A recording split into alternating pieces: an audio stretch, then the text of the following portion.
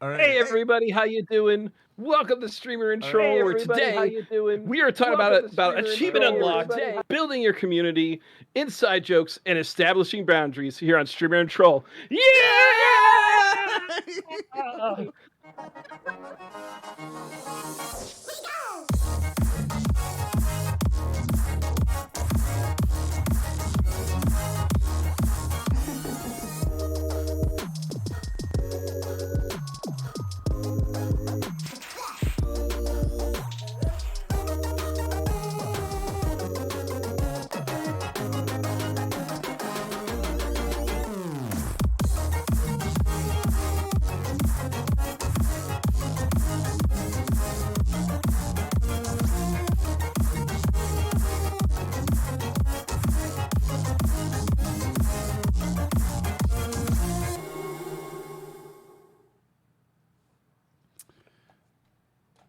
Sid, Hey. I think you have something you have to let chat know about. I should let the cat out of the bag. I think you should. It's mean. Yeah, I was trolling you. There was no music. There was no music. There was no music. Silent. Starts the topic about community building and friendships and trusts, and we're like, no, we betrayed you all at the start of stream. Completely betrayed. There was absolutely no music. No music. Oh my goodness. All right. Let's get started, everybody. Welcome to Streamer and Troll. As always, we have the three streamers and trolls here to talk things out. We have the Maven of the Midwest, Des Westmouse. Hello. Oh no, Des. No, yes, Des. How you been? How you been? Everybody's been missing you for the past week. Yes, on the Discord. We miss you, Des. Yes, I just traveled to Oklahoma. What an exciting ride that was, Jim. And then in another week, I drive to Pennsylvania. Hey. It's Pennsylvania. So oh my gosh. Where all the drawing comes from. Well, I'm moving there. In case anybody's wondering why Des's presence online is like, you thought it was bad before, now it's abysmal, and you're like, what are you doing? Are you even a content creator? The answer is I'm moving, and it's been really stressful. Mm-hmm. It's a shame that you're having to move by bike. I mean, most people we have truck, to. But I can see it there behind you. Yeah, it's really difficult. We had to build a small cart out of one of those red wagons and attach it to the back of the bike. That helped a lot. Nice. Mm-hmm. Yeah, we can actually take a few more items with us. If it was on my back. Are you talking about those Red Rider wagons, or that can hold maybe one or two things. Right? Yeah. Mm-hmm. Absolutely. Mm-hmm. Yeah. Your thighs are going to be amazing after this movie. Well, they already are, but thank you. Oh Lord, Des is going to be nothing but thighs. I'm just going to be two big pairs of thighs getting into Philadelphia. Oh my God, that's like that Miko meme. I don't know if you guys. Here's the bike I'll be riding. I hope the couch fits. Oh my goodness. Next up on our list are our Titan of technology and our resident Florida man. We've got Sidious67. Sidious, how you been, buddy? Hello. I don't know about Titan of technology. I can only get what I can afford. So, but thank you. Hello. You got to have a lot of fun yesterday at Universal, though. I apologize if I sound a little lethargic, more than usual. I trekked and romped around Universal Studios yesterday for about 12 hours straight. Got a little bit of sun. I'm actually kind of. It's weird. I didn't get any on my face, but I can definitely feel it on my hands and the top of my hands and my arms, and my legs are jello today. Talking about thighs and stuff like that. So and then I am super tired, but I had fun overall. I had fun there, but at the same time, it was an emotional roller coaster for my party and myself. So it was an adventure, definitely an adventure. Now, did you get to do the live band karaoke?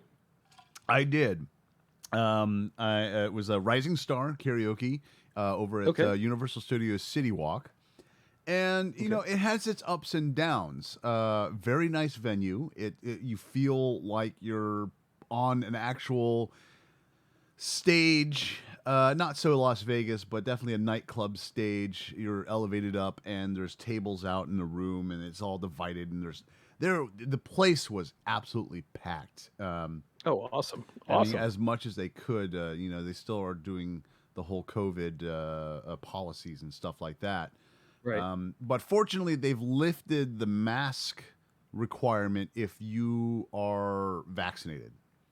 So I was able to not wear a mask just for that reason, because I am vaccinated and stuff like that. So the bad part was, you put your name in, they give you a card, you put your name in, you get 4 suggestions on that card about what you want to sing.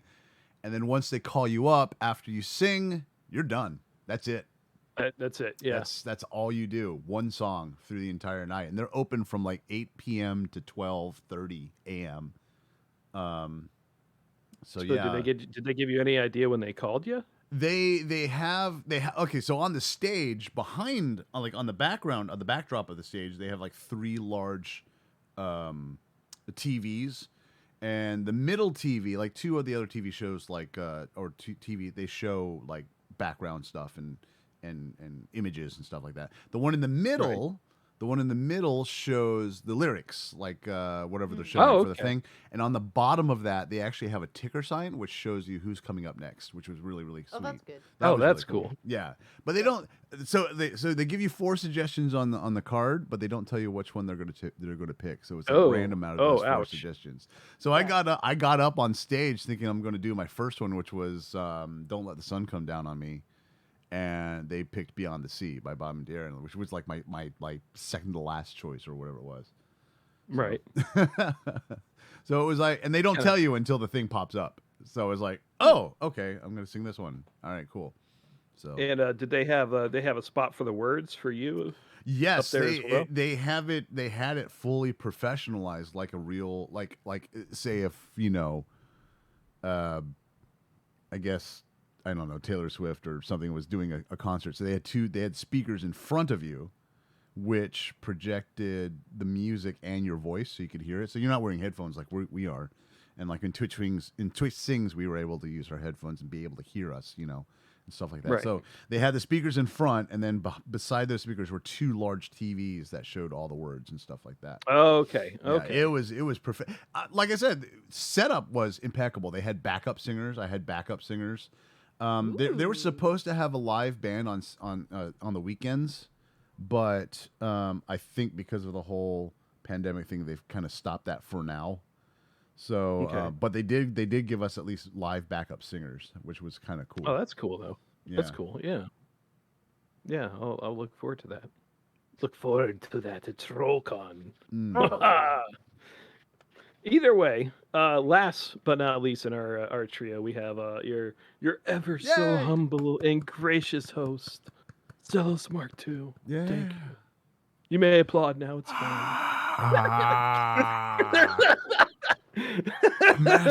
The masses are rising. It seems like everybody's like, huzzah. Clap. Zealous is just the here. one. Just the one. That's all he needs. His ego's big enough as it is. Right. So today, the topic at hand is going to be about building our communities, interacting with chat, and working on ways to keep those relationships as we're building them healthy. Mm-hmm. How to level up. Yeah, how to level up. Level up with chat. Boring. Wait, is that copyright? I hope not. Not if you make the noise with your face. Apparently, they sent out like another 1,000. Just not to sidetrack, but they sent like another 1,000 DMCA strikes. Like a day. Yeah. I think I'm going to be holding off on my karaoke streams for a little bit. Yeah, I think that's probably going to be I don't the do best that. thing. I don't do that at all. There's no VODs of this. There's no clips. You don't know. No proof. Oh Lord. So we have talked quite a bit in the past about getting started streaming. We've talked about establishing your identity, your brand, how that ties into your stream as a person, and also how it ties into how you interact with chat. Like, what are your ideals of talking with chat? We've got streamers that have all kinds of things. We have streamers who are very, very involved with chat. We have folks who do like just chatting, and have chat help build the content for topics and discussions. We have some high skill performers that hardly say anything because they're hoping that's the quality of the gameplay that's going to carry the show, rather than their interaction. For the three of us, I think it's fair to say that we strive for interacting, talking with chat, and helping them kind of become part of the show in some way, shape, or form. Is that correct? Yes. Yes. Absolutely. What was the question? No. Yeah, I would say my channel's definitely more about Des than other things. People do definitely come for art, but they seem to be there because they think I'm neat. Well, because you are neat. Yeah. Yeah, very neat. I mean, you don't look dirty at all. It's very, very organized and neat. Yeah. Yeah. My empty studio. That's because everything's boxed up in the living room. I don't have anything here but the bare essentials. But yeah, I'm the same. Necessities, I'm the same way. I'm the same way. I like audience participation and banter and chat, and I tried to hold conversations. Usually geared towards the subject of what we're doing, at that time, and we'll go off on tangents every once in a while. But yeah, I mean, very, very audience ordinated. Yeah, and with that, that's become that's part of our individual brands. And that's things I do too. I try to interact with chat, talk with chat. I specifically give chat ways to troll me as part of inside jokes and as part of interactiveness. Because again, I want to give chat an option to say, I did this thing, the streamer reacted in a certain way.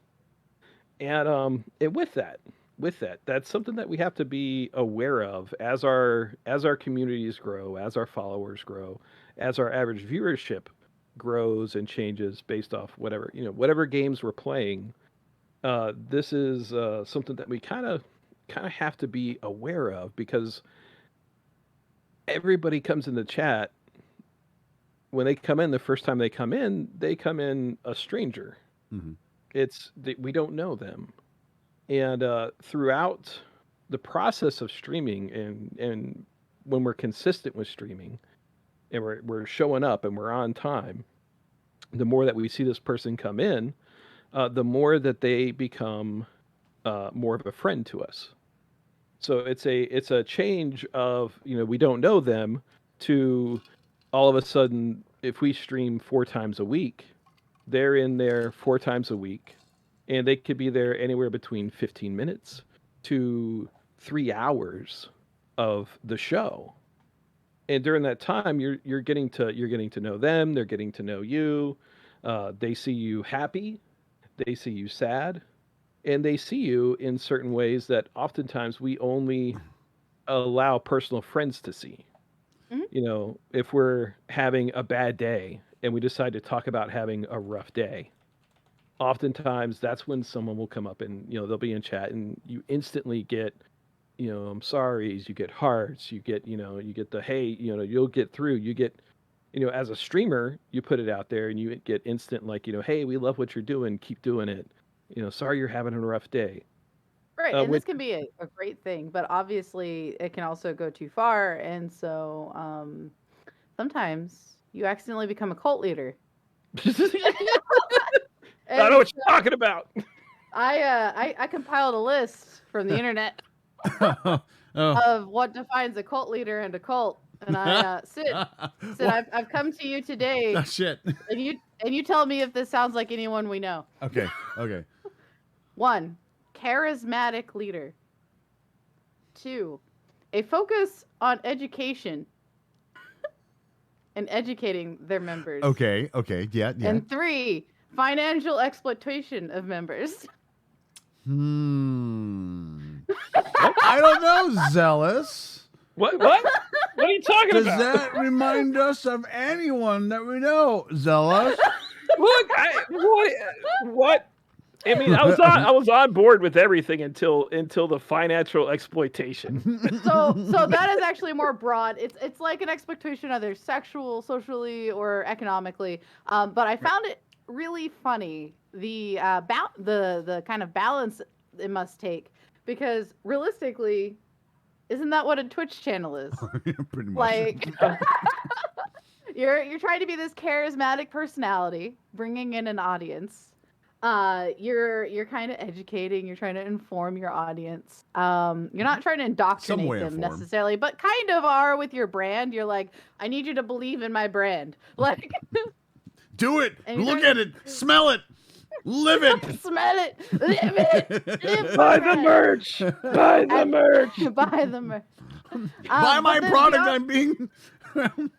Well. But then it gets to the exploitation part, and while like we don't try to like extort people in the audience, because I would say at least everyone in this chat, we're here to have a good time. We just like streaming. And honestly, we're all three of us are nothing like that. By the way, if you have sweaty hands, you can definitely get a 10% discount off of Gamer Goo by using my name. Sidious. Sidious 67. Just Sidious. Type in Sidious after your purchase of Gamer Goo, and you get 10% off your off your purchase. I was like, where the fuck is this going? Where is this Gamer Goo? Oh! Hashtag sellout. So anyway, I've been waiting the whole day to come up with this moment and accuse Zealous of being a cult leader. So, I think that's a discussion for an entirely separate podcast. Because is Zealous a cult leader? The podcast that would be. I think that so one. I personally think I wouldn't mind exploring this, but I also worry that it's a little too. It'd be a little bit too. It's kind of on topic what we're talking about, but I really would like to explore it some more. I am trolling you a bit, so we can move past the subject. I will say so. But what I was talking. I'm not trolling you. What I was talking about though is even though that we stream for fun, it doesn't change the fact that there is, a monetary potential to this. Absolutely. Yeah. And that is something that we should probably talk about and tackle in another episode, is monetizing your stream and allowing people to support, because I know I'm sure we each have different emotions and feelings about what is the support we get out of this.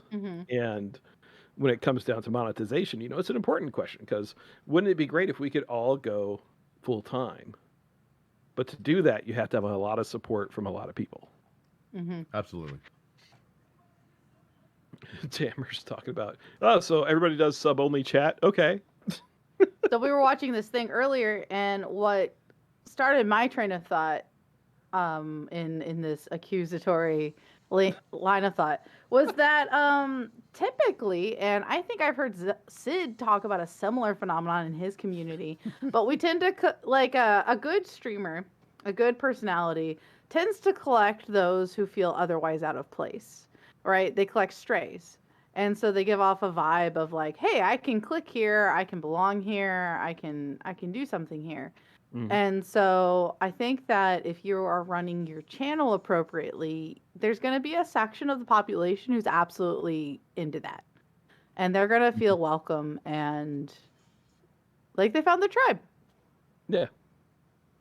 And again, ideally, not in a negative way, but ideally, I really think that's what what we all strive to do, is to let people feel welcome, feel like they could hang out, and make them feel like they could become part of chat.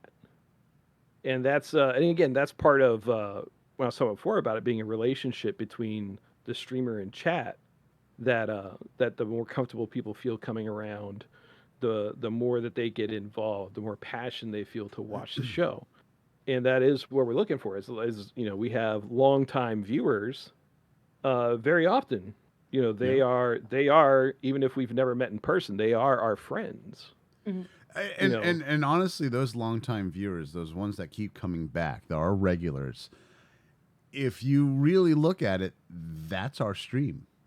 They are the ones who basically make our stream, and and that's why I'm very, very grateful for our returning viewers and stuff like that. We kid around and stuff like that, and we make jokes, but honestly, we wouldn't be here if it wasn't for you guys. And again, thank you. Mm-hmm. I just want to say that to be a heartfelt thanks. No troll. Yeah, no troll on that one. No troll on that one. And the thing is, though, again, these relationships we develop, like I said, it works both ways. Mm-hmm. You have a bad day. You're on stream, you're playing a game, you're doing just chatting, whatever it is, and one of these longtime viewers is like, "Hey, are you okay?" And it's the ineptness of you start kind of pouring out something you've been trying to hold back. It is really interesting when a viewer gets to know you well enough to say, "Hey, I think you're having an off day." Mm-hmm. They recognize it, because there's that certain enough people are flowing in, first time viewers, right? Just checking you out. They don't know if this is who you are all the time or just it's just that day. Yeah.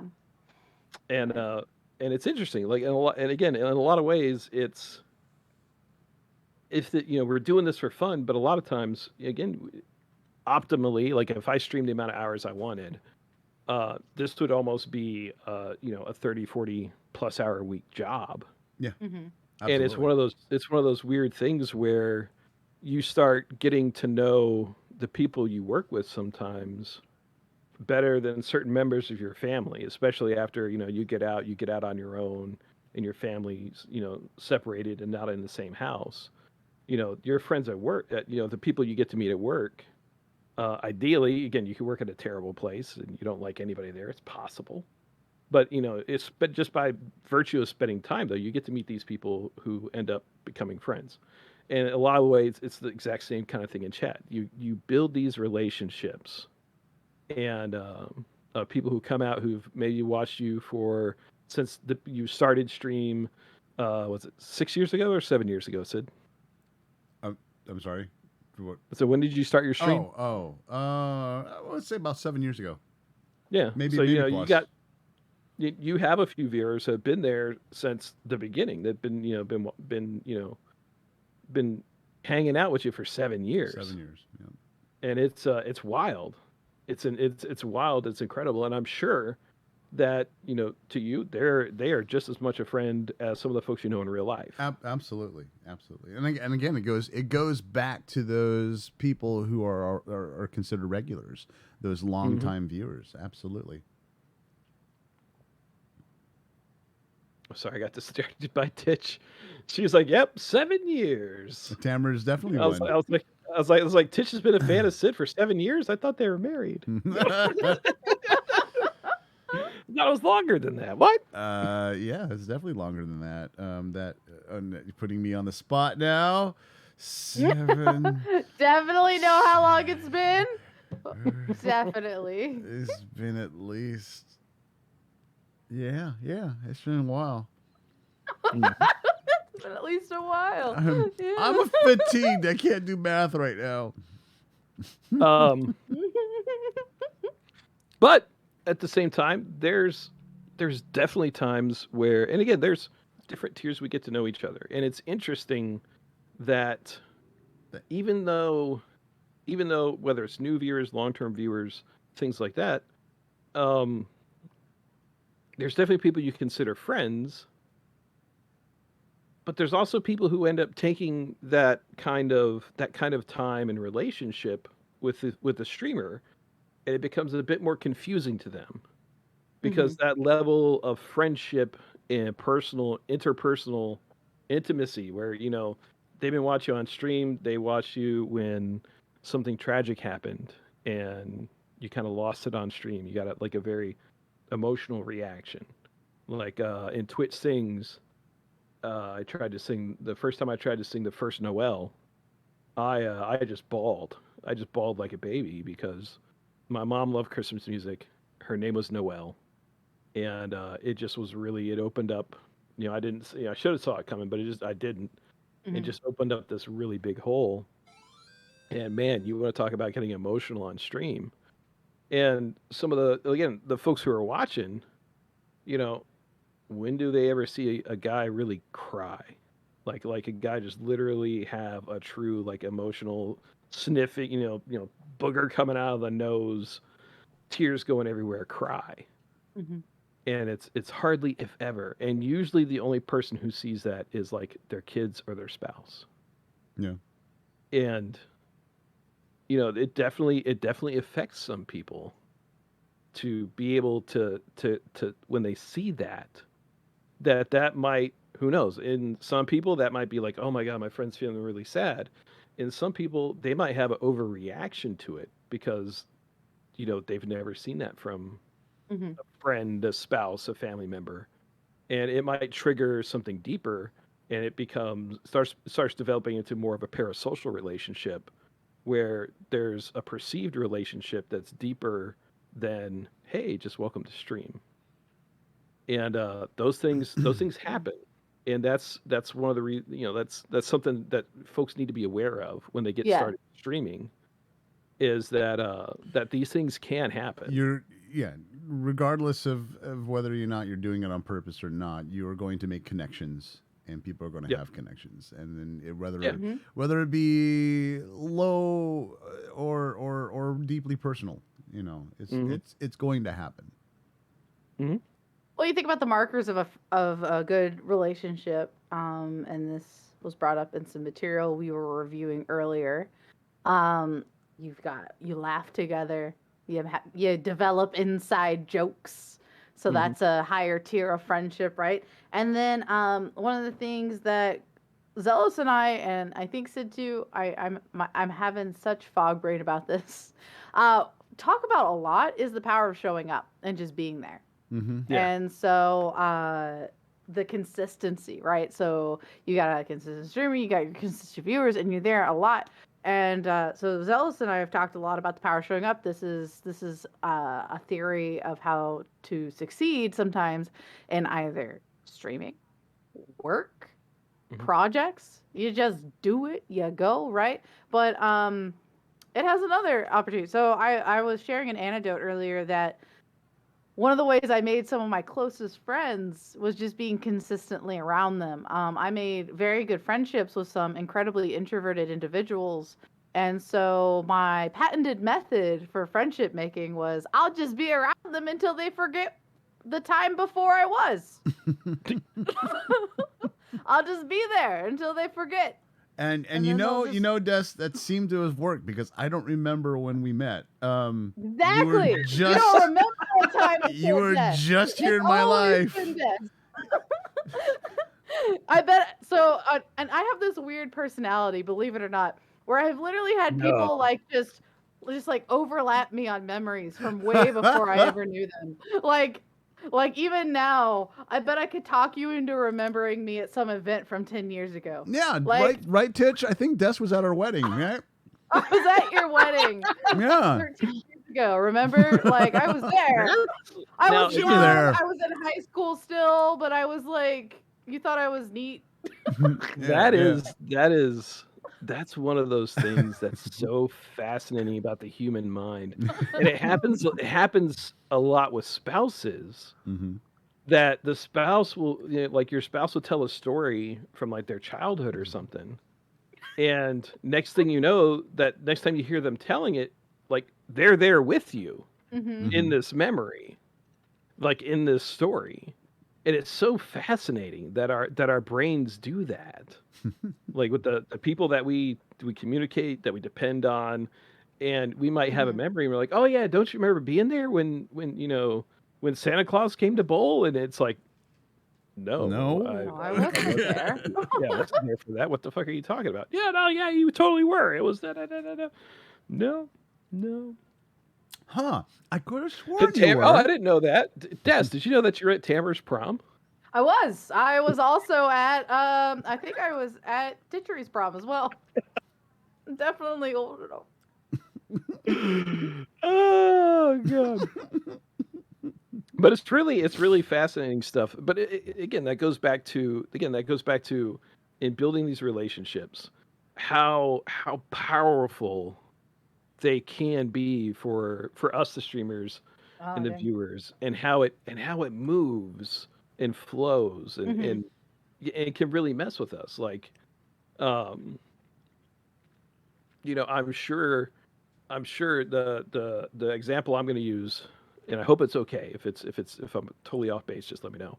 But like Deborah, I'm sure that there was a time that Deborah may not have been a viewer, but she's been such a constant presence. She's such an amazing mod that like I couldn't picture your stream without Deborah there. Honestly, I don't think I can picture my own stream without Deborah there. Deborah's been there. Yeah. I can't say since day one because we didn't know each other. But she is pretty consistently and persistently has always been there and has been one of my top mods in my stream, as well as one of the top mods in Titchery's stream too. So I believe I'm trying to think back. I think Deborah first found Titchery and then found me, and then she's just been a very, very dedicated viewer and a good friend. So she's awesome. And it's honestly, I've been trying to figure out, and I've mentioned this before in the past with my stream and stuff like that. I've been trying to figure out what I can do to give back to my mods, because honestly, like without my mods, my stream would be chaos. And they whether they know it or not, they do a lot for my stream, and I'm very, very grateful for them. And that's why if you're thinking about streaming and you don't have or you are streaming and you don't have mods, choose your mods carefully. Don't just pick the first person that say, "Hey, can I be a mod?" No, don't do that. Pick people you know. Yeah. Pick people you trust. Pick people who have the same ideals and interests as you, or at least as close as possible, because then they will. Hey, Deborah, just talking about you. But yeah, because you want to have the best stream possible. The mods are the ones that that make that happen, and as long as they're on the same page as you, they know what to do. So. But again, I've been trying to figure out something that I can give back to my mods. So all this is like the positive, like look at this relationship you can build, all this good stuff you can do with the community and get to know people. But I think Zealous was leading into definitely something negative. Well, so I wasn't gonna. I thought this would be an interesting segue. Because one of the most important tasks when you promote somebody to mod, one of the most important tasks that you do, that their job is, that they kind of agree to take on, is helping keep people who really are going to be, instead of just trolling and picking and having fun or getting to know the streamer in a playful way, there are people who end up developing very negative relationships with streamers. Absolutely. Some people come in, day one with the intention of just being a jerk, and they're gonna try to take you down. They're gonna try to drag you to their level, and that's one of the greatest parts about having mods, is when somebody does come in like that, like you said, if they got the same shared values, Sid, that they're going to sit down and they're gonna just put an end to it immediately and keep that person out of there. But also there's relationships that can end up developing. And unfortunately, Sid, I think you're the one I can think of that has this, because it's really just it's wild to me that this guy's like this. But you got a guy who, whether you like to admit it or not, has a very negative relationship with you. Yes. That this guy, after years and years of like anger and business, more or less, you've let it go. I've been trying other than to. the fact that he keeps popping up and causing trouble. Yeah, he's like a seasonal allergy now. He pops up at certain times of the year, and so he's been. I'm not going to say names on stream. Yeah. But he dates back to another community when I was doing another podcast, and he was part of our community, and one of our members of that community, who's the one that brought him in the first place, was saying, "Hey, I have a problem with this guy. Can you do something about it?" So we had a powwow. We sat down, we talked about it, and we gave him a warning. And he retaliated in the most childlike way and kept doing it. Basically, he was accused of just harassing, and we finally said, look, 3 strikes, you're out. Thank you. We can no longer have you in our presence, and we kicked him out of the community guild. Right. And that was the first time we ever actually even considered throwing someone out of the guild. He was just that disruptive. So time goes by, and he is not having it. He is throwing a hissy fit about it, and he starts like coming into our streams and trying to disrupt our streams in the sense of just, mouthing off and so on and so forth. So it was only me. Excuse me. It was only me and another one of my members who were the podcast that streamed at the time. Well, I'm sorry. So it was me, Titchery, and another person who was streaming. So he would come into those ones. The other person dropped off streaming. Stuff happened. Other personal stuff happened with him. And so now, after all these years, it's basically me, because Titchery right. streams from time to time when she's feeling good, and but I'm the one that's pretty much that streams almost full time now. So right. It's been about 7+ years.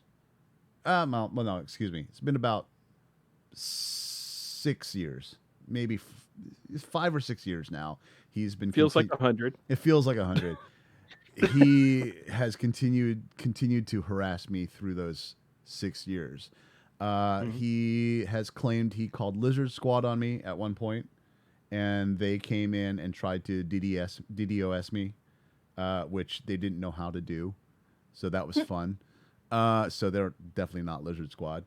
And if you guys don't know who Lizard Squad is, Lizard Squad was the one who took down the Sony empire with a DDoS attack back in the day. What was it? It was for part of it was for the Seth Rogen movie Interview with Kim Jong-un movie, The Interview. That's what it was called. Yeah. So Lizard Squad was part of that. They stopped the distribution of that movie in so many things. So he so-called set Lizard Squad on me. Why they would mess with me, I don't know, but they did. And then throughout the years, he even though through bans and reports, he continues to send follow bots on my channel and try to mess up my numbers and stuff like that. So right. But I haven't done anything for 6 years. I can't imagine. It's like and honestly, it wears and tears on me. It does. It's just dealing with just like, dude, he streams too, by the way, and I haven't done anything to him. I have not even been in his stream. Never. I visited his stream, not while he was live, but seeing that he has a channel up and stuff like that. But I've turned the other cheek. I'm trying to be the better man. Right. And I mean, I report him as much as I can. I've sent numerous and pages of evidence to Twitch that he does this, and they won't do anything about it. So I've taken it into my own hands just to try to protect myself. Oh my gosh, Gidget, go away. My cat. I think Gidget wants the pets. Gidget needs the pets. Yeah. Nick deserves the pets. So let's if it's all right, let me unpack a little bit and kind of work through some of the thoughts, because this can happen. And it's not just, and again, it can also happen not just in this way, this guy just harassing you all the time. That is one way that can happen. Yeah, Tamara, you said, yeah, he needs to let it go. He's a child. He's actually in his 30s, and he acts like an absolute child. He's not going to let it go, and he's going to continue to harass me throughout the years. And unfortunately, you can't fix crazy. No, I mean, that's something that guy has to figure out for himself. And I thought the Swedish were really nice people. Worth it? But it also happens in other ways, because we've heard of some more higher tier streamers have had stalkers, like show up in their house. Yeah, I've seen that. Their house? Yeah. Yeah. What was it? The example that I'm thinking of right away is Lily Pichu, a fairly popular streamer. Did a lot of League of Legends, does a lot of music, things like that. She ended up and this is recently, the address for the streamer house that she's part of got leaked, and they were out shopping one day, and the crew came back and there was a dude in the house, and luckily he wasn't crazy. He didn't have a knife. He didn't have he's crazy enough to break into the house. But yeah, he's crazy enough to break in the house. So she was like, hey, you need to go. You're not doing this now. Once they left, she had restraining order and all that kind of stuff put out there. But again, it can that level of what are you gonna do can happen. There's another. I don't remember the streamer's name, but she was an Asian streamer who did cooking streams, and she's very, very popular. But I can't remember her name because I don't follow her. But she was streaming one night, and there was a kerfuffle, and this guy broke into her house. Whoa! And jumped during stream, jumped up on her dining room table, and was professing that she was a damsel in distress and needed saving. And it went on for several minutes, and they even had the police involved to escort him out of the house. It was crazy. She was definitely scared. She had a couple of friends there who are part of their production team, and they were standing in front of her, protecting her.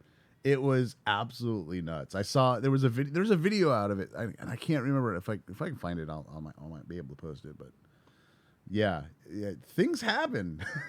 Yeah, and Wild. It's not, and we're not talking. Again, we're not saying this as a you shouldn't stream because of this, and this stuff doesn't happen often. No. That's the thing. It doesn't happen often at all. For the most part, I think we can all say that streaming is a net positive. Yes, absolutely. With chat, emotionally, everything going involved with it. But this is also can happen. Yeah, things can happen because again, person's watching you for hours a day, and you get the oh man, it's time for so and so to take a break. I know their life so well, but the reality is that they know the life that we're putting on screen. I liked this phrase I heard: calculated authenticity.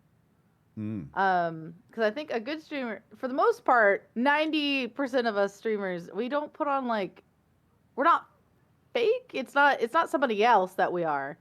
It's just a slightly different version of us, and so it's a calculated amount of authentic, right? We're putting thought into how much of myself am I willing to share, how vulnerable will I be on stream, and how will this like right now, 100% my personality is totally annoyed that my cat is meowing like hell.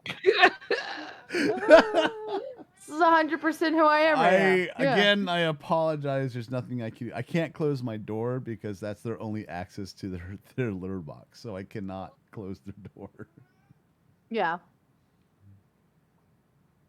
Yeah. And that's, like me personally, I don't like people seeing me mad. I really don't. It's uncomfortable when I get mad. And I do a lot to try to avoid getting into situations on stream where I'm going to be generally mad. See, now I think that's where you and I differ, Zealous. My stream seems to like to try to get me mad.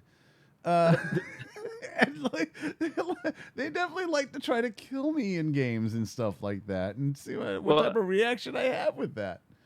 Well, with the new noise thing, definitely. But that's just. But again. But again, that's 100% because it's fun to do something and then have a reaction from the streamer.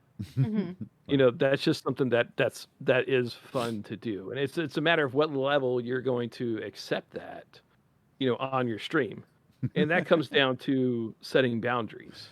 Yes. That comes down to the positive relationships and the negative relationships. What sort of boundaries do you want to set up between your mods, and then you and your chat? And it's very important. Like as your Discord grows, as your viewership, as your chat grows, that you may start off with 5-6 people in chat, and there's not a lot of boundaries. It's just a couple of y'all are fucking around. You're really good friends. Everything's going good.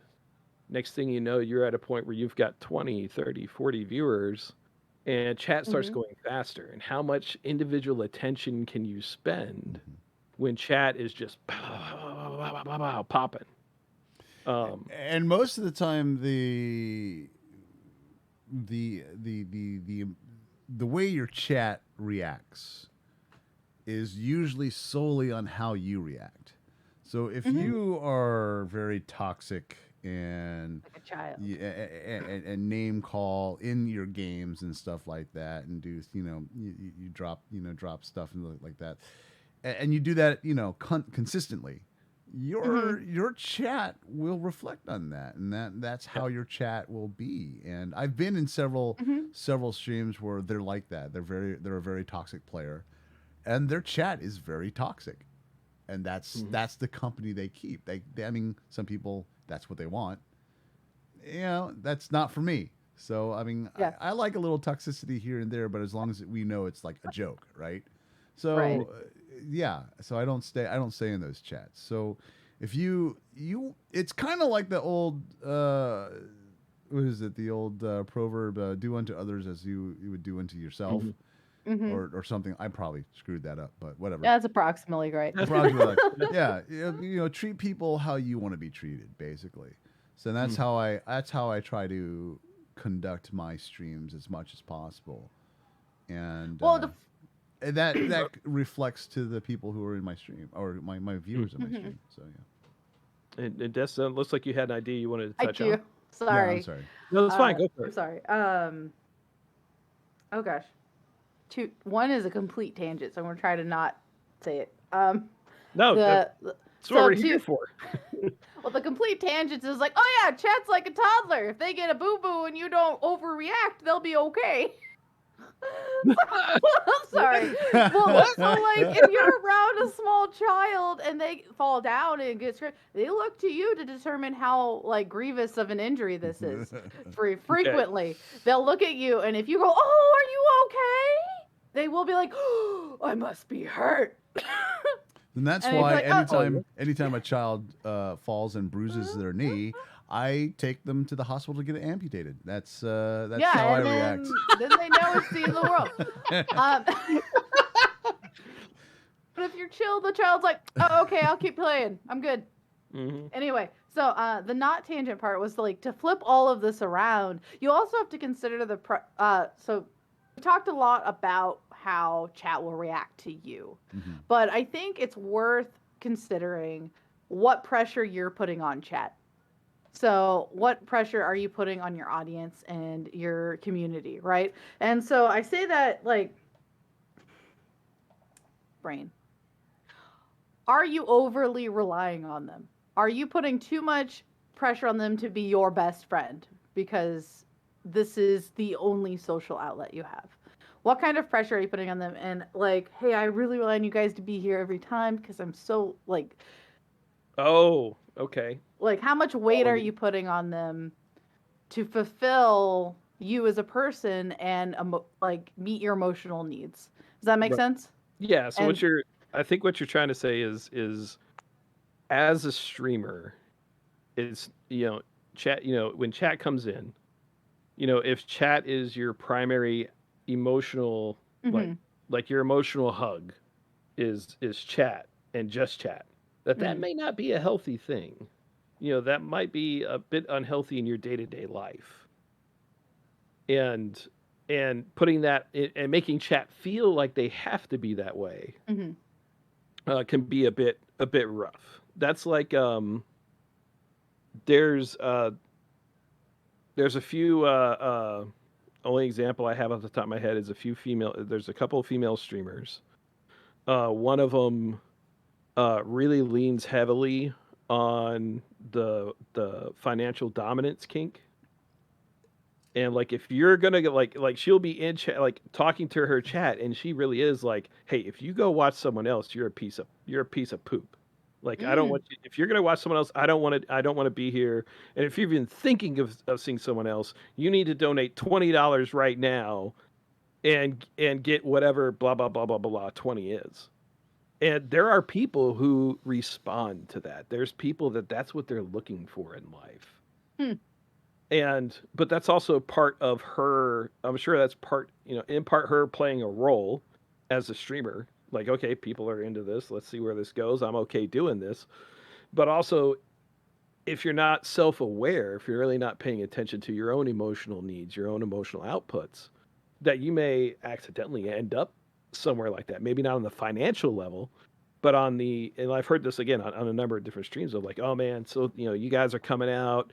I need you to come out every week so we get these numbers up and we can get up to the next tier of streaming, and then we'll be the dominant force on Fortnite. Come on, guys, guys and gals, let's go do this because I'm here for you. I'm here for you, and it becomes okay, are you going to legitimately make somebody feel bad for missing a stream? Like, and I just don't know. And again, I've seen people try to do that. Like, that's what their thing is in a number of different levels. I've got viewers that are like that though.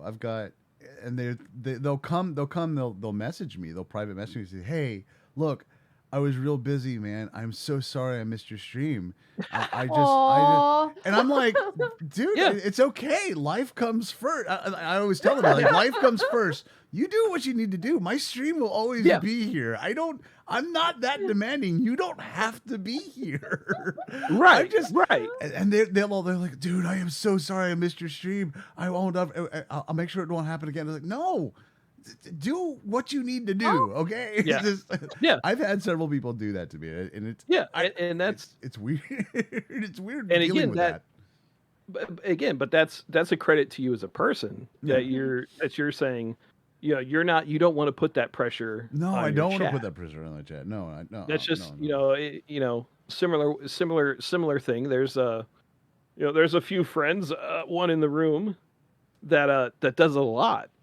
When I'm streaming, comes in, helps out a lot, talks back and forth, keeps it going, Sid. And multiple times you've mentioned like, oh man, this guy's giving you a problem. If I was a mod, I could do this. And part of me is like, I don't want to put that responsibility on you. I want this to be a time you just come and hang out and chill. And I've thought about it sometimes of being like, yeah, I'll just do it anyway, or slide it in. But I also worry about, my entire chat being swords. Because my boundaries are very thin at times. That's another intimidating factor. When someone has like 15 moderators and they come into the chat and go, hi, and you just see nothing but a wall of swords. You're like, oh, yeah.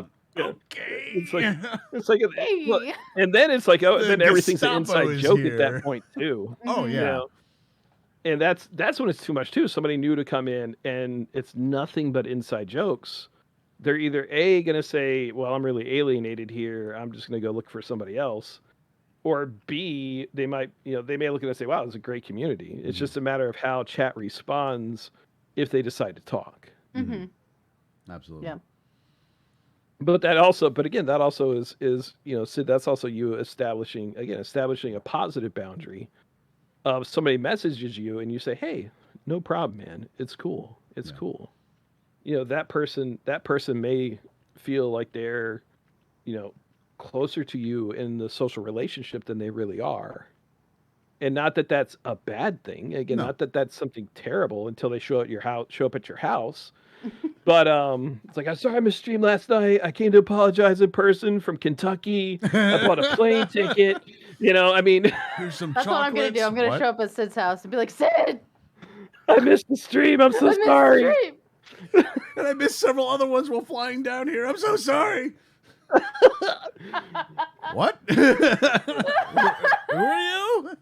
Yeah, but again, that's when it happens. That's you setting up an expectation and a boundary, being like, it's okay. You're perfectly fine. The way you are. It's a very positive step at taking it there. And that's and again, that's just an important thing. You don't have to spend a lot of time when you're getting started streaming, worrying about this or putting a lot of thought and effort into this stuff. But it is something that when you get into streaming, especially if you're going to look at it as a long-term goal, or if, like, you want this to be like long-term, what are the things I need to consider when streaming? That is something that does end up coming up. And just knowing how to handle it is always good to for as a preemptive strike when it does happen. Yeah. If it does happen. So I think one of the ways I heard it put earlier, I had some notes too.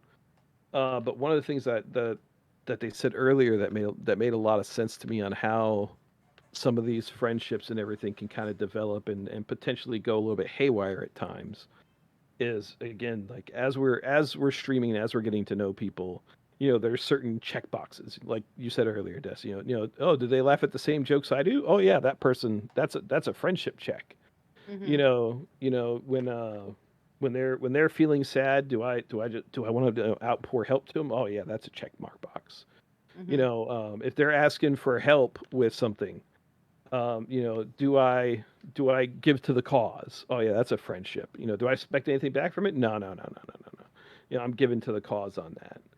And all those things can just really quickly fill up check boxes, and it's just something to really kind of be aware of, that sometimes it stays positive, sometimes it can go negative, but ultimately in building your community, you're building on these friendships and these relationships with other people, and it's important to know, is it healthy for them? Like, what's happening, is it healthy for them? Is it healthy for you? And just kind of having your eyes open and being aware of these things.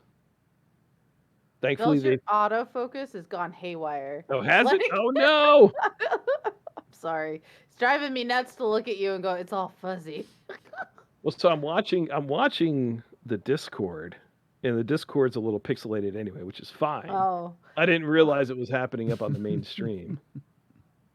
I'm moving around. I'm also getting very animated in that discussion because I'm like way into that. Well, pro tip: turn autofocus off. That's all. Silos loves autofocus. How dare you? Dude, I can't. How often am I usually running away from the camera? How often am I having to stand up and dance? If you're running away from getting up and dance is one thing, but if you're running away from it, you just need to be focused. It just sees me go. Deborah, he was really unfocused. I was. All right, we're at our hour mark. So we should take a small break because I know that I need to get some more tea. Okay. And I have 2 videos. All right. I'm sorry, Des, and? That was it. Oh. Nope. Wait, what? Deborah lost her whip? Oh my. What? Oh my. Ew. Woo. So the first video, I tried to make it as long as possible, but my phone doesn't like doing it. We all have problems with that sometimes. Yeah. So it's only 2 minutes long. And so this is a quick compilation of my journey yesterday in Universal Studios. Unfortunately, you're not going to see a lot of me because it was attached to my backpack and I was walking around. So you're going to see my 2 friends, Andrew and Victoria. I won't say their names, but no. Okay. Did you just say their names? I did. I already did. Yeah. I thought we weren't supposed to laugh. Those are pseudo names. Yeah, my good friends Andrew and Victoria. They'll be in the shots mostly just because they can walk faster than me. but yeah, so this is a compilation of Universal Studios and what we kind of did. Most of it's just walking around because that's what we did. So, all right. Okay.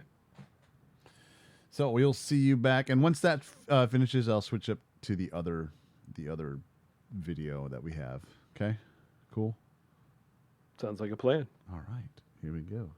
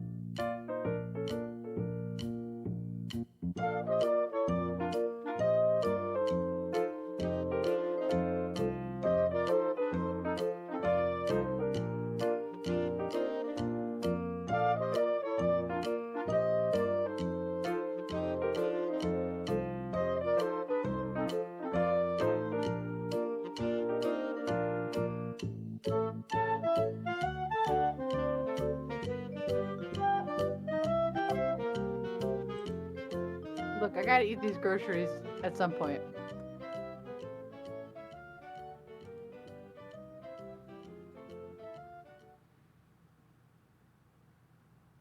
I gotta sit through 10 minutes of Des eating nori and trying not to say anything? The hell are you talking about?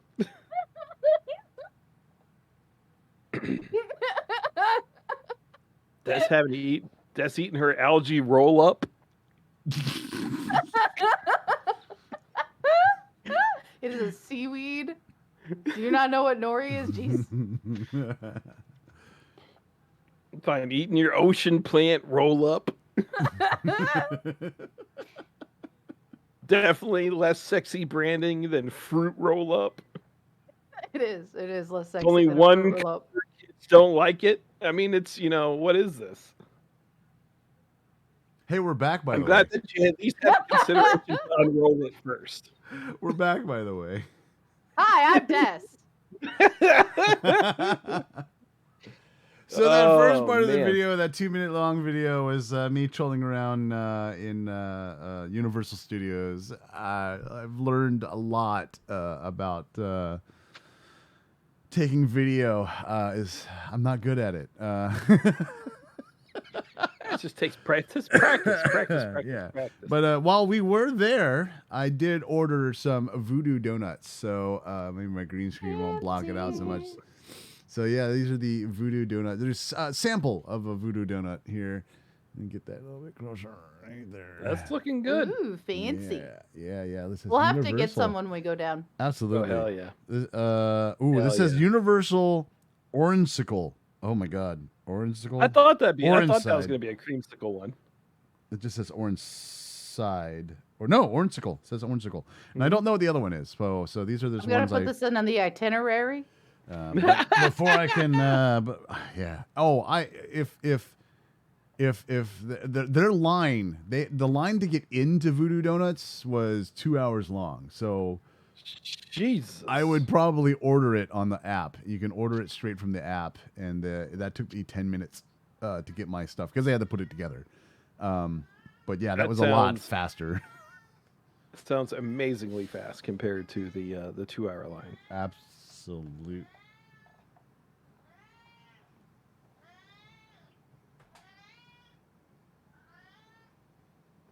We can't again. It's like Dad. Okay, I'm done. All right, so I have to cut these. All right, welcome back. We're going to talk about the decline of social media influencers. Oh, there's a decline? There should be because there's way too many. Okay. That's it. That's it? That's how we're going to talk about? Oh, that's it. We're done. I mean, well, so I know our second half of the show is usually a little bit more loose. We kind of, talk, go off at random things. I think that's a really interesting not so much in the decline of the social influencer, but I've been hearing a lot more about a movement of like going back to flip phone. Yeah. I've been hearing some people talk about that for productivity reasons. Mm-hmm. Like your cell phone, you think about it, all your social media, everything you got ends up, buzzing, making the phone ring. It's stuff that you have to look into. Mm-hmm. It's something I personally kind of inoculated myself to. If I get most everything on my phone has no sound or vibration notification. It might have a push notification, so when I look at it, I see, okay, this is what's going on. But only the things that would end up being like an emergency for my business end up becoming things that are going to make noise or vibrate or get my attention. And it's something I did years ago. Same thing as email. Mm-hmm. Just to feel like everything is so much, because everything feels really intrusive, right? Like when you're 24/7 available like that.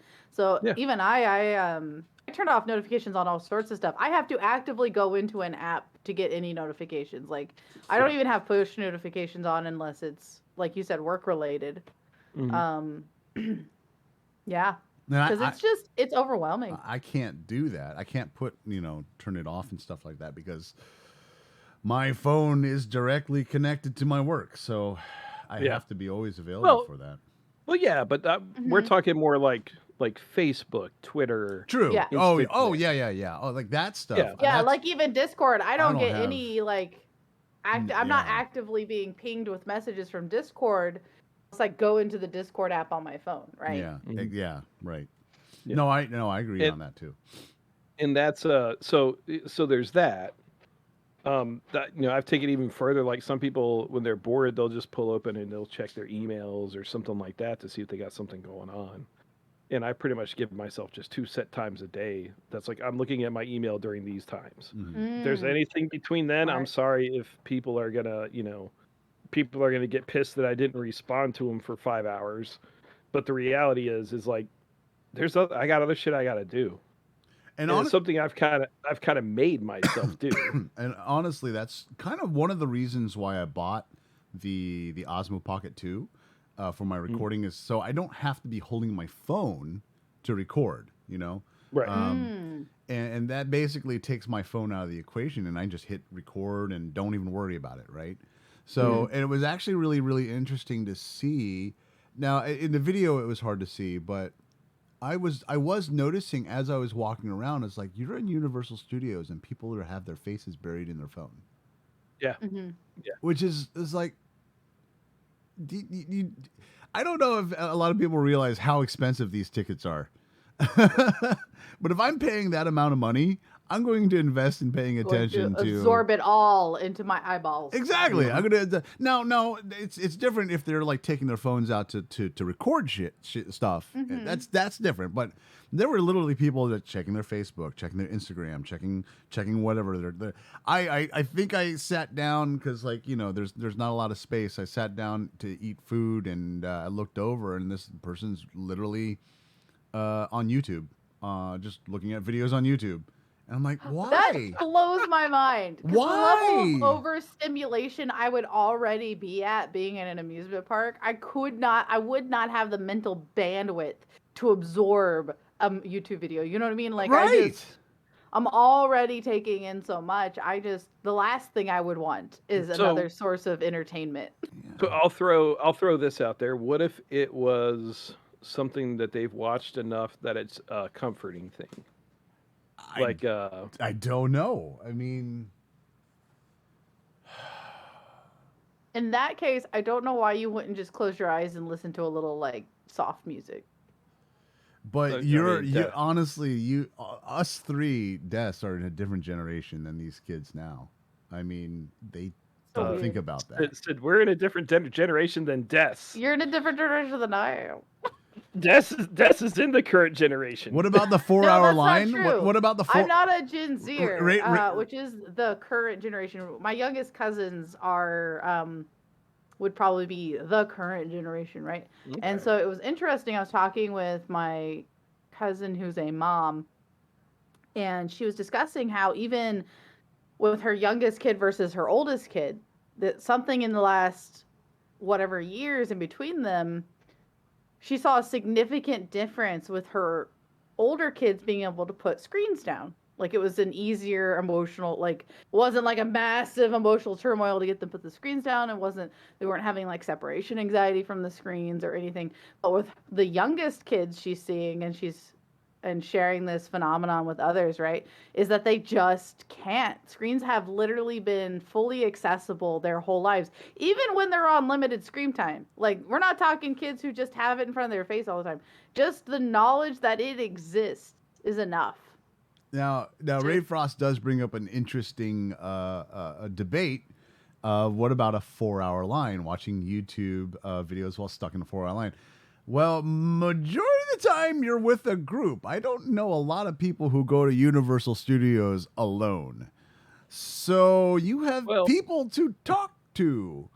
Okay, also, I'll be honest, guys, there's almost nothing I would wait in line for 4 hours for. If you told me that at this stage in this line, it was wait for 4 hours or not ride this ride, I would go do something else. I waited for 4 hours for Norman Reedus, and it was an amazing experience. Okay, so yeah.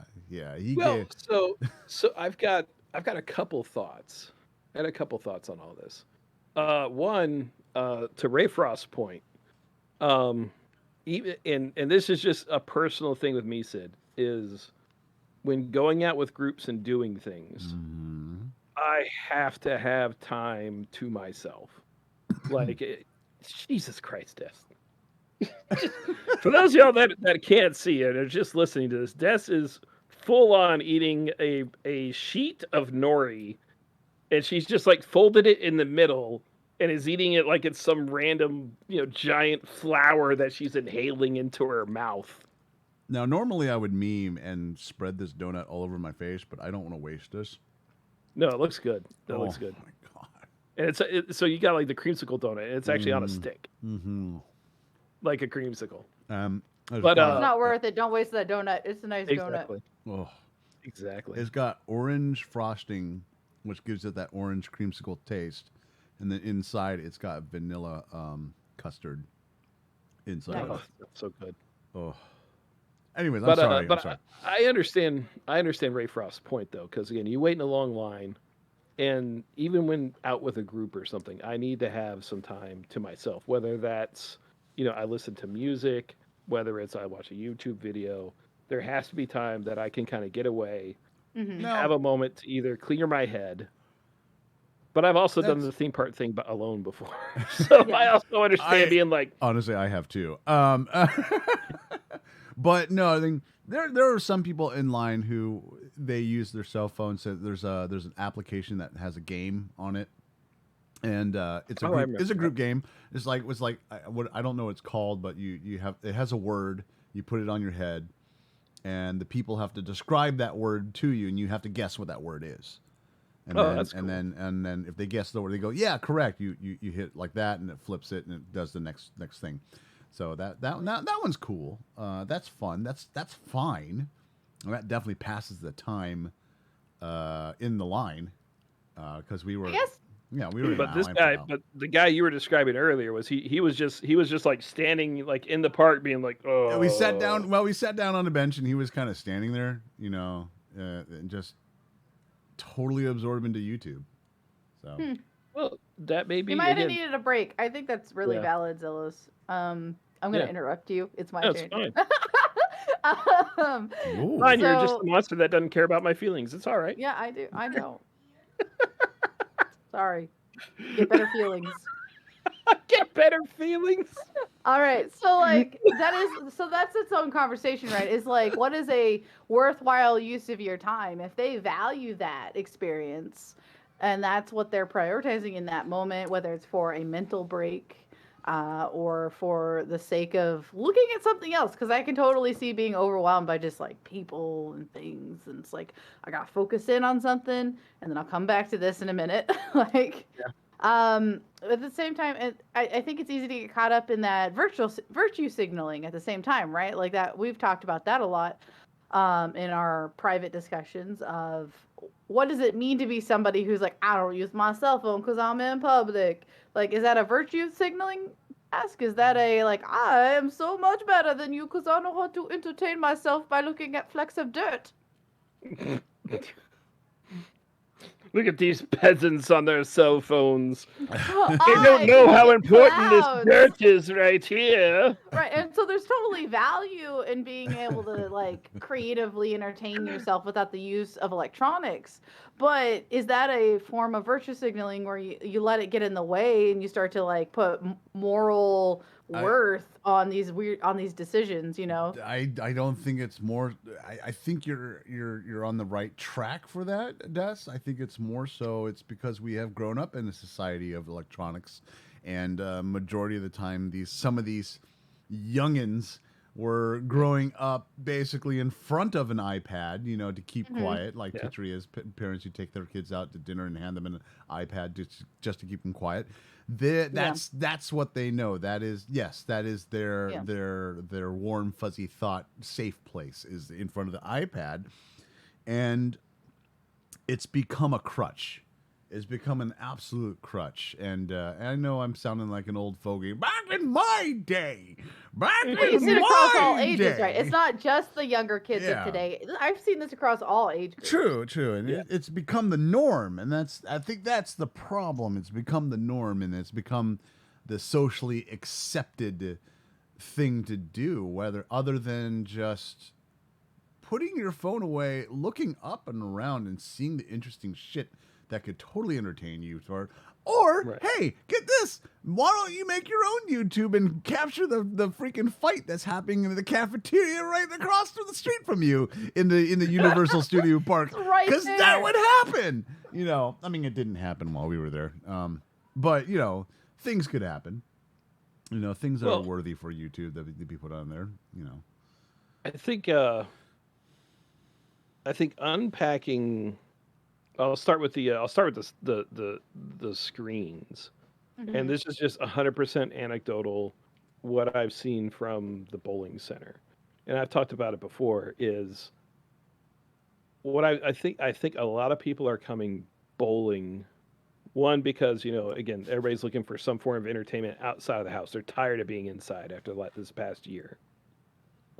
However, I also know that by coming bowling, unless you're recording it, or taking pictures or something like that, there's little to no way avoid the person-to-person contact while you're participating in bowling. Yeah. You're gonna see your friends bowl a strike. You're gonna do high fives. You're gonna have all kinds of stuff going on that's gonna kind of force that person-to-person. How that applies to like Universal and the experience out there, I think that really just comes down to the individuals. I mean, you are right. People are spending a lot of time on their screens. See, I believe it's my mentality. I understand this is how I think, but if I'm paying this much money to come to a place, I'm going to pay attention to that place. I mean, I'm going to get my money's worth out of of absorbing all of this into my and making new memories. But if you're like, I'm not going to pay $200 for a ticket and sit in an area and watch YouTube videos. Well, even on a smaller economic scale, my sister and I went to the zoo while I was in town visiting. And same thing. People are on their phones instead of enjoying this interesting exhibit going on, like you said, making new memories. Yeah. Because I think I at least have difficulty remembering things I've done where I simultaneously was really distracted by my phone. Because my brain's not really cataloging this information, right? Like it's focused more on the endorphin rush I can be getting from my electronic. And so I have less clear memories of those things that I know I was letting my phone distract me. And so it does feel like you need to be putting in a more concentrated effort to develop those memories. Because your brain's lazy, and your brain's always going to take the easy route. Like, whatever's the easiest thing to do in that moment, that's what your brain wants to be doing.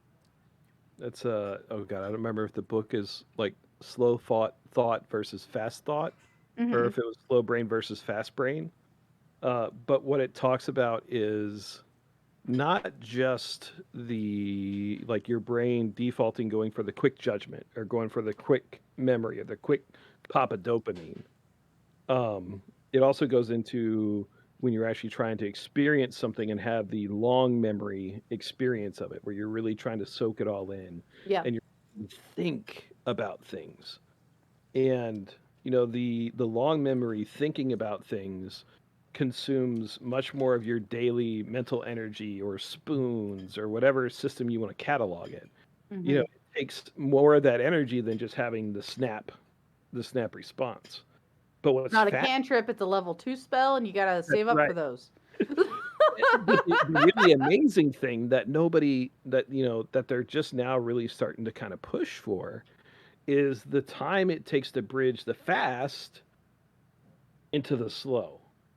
So if you've got a phone that's pinging all the time, and like you're really soaking it in, and then your phone goes off, there is an energy expenditure going between the slow to the fast. Look at my phone, what's going on?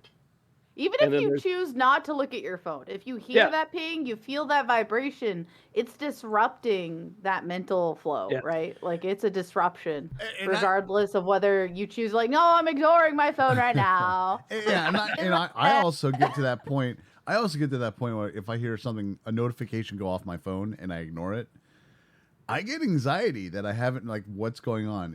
It's something that's, that needs my attention. And I get that anxiety feeling until I check it, and I have to check it. It's like, oh my gosh, is it my wife? Is it something at work that happened? Is there an emergency? Oh no, just 10% off at Foot Locker, whatever. And then, it relieves me, a sense of relief that I've checked my notifications and nothing, whether it be an emergency or not, I've checked it and I'm good. I'm good to go. I can function again. So it's I'm not saying I'm not immune to this whole electronic society. It's just like I try to be more aware of it. Even just when I walk from, and I know we've gotten way off topic from our off topic, but no, I think I think second half. I think this is okay. I think just conversations that interest us. I think second half is great. It's really interesting just to walk from where I work to the parking lot, and I make it a conscious effort not to have my phone in my hand. It's in my pocket, or it's in my breast pocket. But just walking from where I work to the parking lot, everyone that I pass is just heads buried in their phone, heads buried in their phone, heads buried in their phone. Hit by cars. Yeah. Is that building? No, he's walking in his car he said it was from the building to his car, right? Yeah, like to the parking lot. Get hit. Especially if somebody's in an emergency or they're looking at their phone while they're driving. Anyway, that's the whole thing. I almost got hit by this kid. He was like on his phone or whatever, and I was trying to cross the road, and I technically had plenty of time, but I guess he just decided to hit the gas pedal at the same time he checked a text message, and it was like, I'm going to die. Oh, Google's actually I think on the Android phone, Google is making a new mod where you can download it on your phone and you can set the times, and it says every I think the average time every 10 to 15 minutes or so it reminds you to look up. That's nice. I know that you can get extensions in your Chrome browser and probably Firefox as well, or whatever browser you use. I used to use it. It was, I don't remember what it was called, but it was basically a mindfulness bell. It went off every 20 minutes. And this gong would sound on my computer, and it would remind me to like get up and move and stretch, or just kind of unlock from the computer. But yeah, I thought that was actually really interesting. Like Google has a reminder for you to look up. And I think it's solid. Definitely, I got 2 employees right now that need that darn gong. They need it. They need to look up. Oh, what's happening? What's going on? Yeah. That's what you need to do, Zealous. It's like in your center, just have a random alarm, have an alarm that sets for a certain time, and every time it goes off, it's a different sound. Well, just a here's totally the thing: random he was sound. thinking a bowling center that there would be enough stuff going on that it'd be really tough to be like, oh, I gotta look at my phone. I mean, there's nights that we got like over 100 people in there, and people are bowling. People hit the rakes. People, a pin comes up in the lane, a ball gets stuck in the back. And for me, all that's going on, and my ethic says I need to be aware of what's going on in here, because if there's a problem, I need to solve it.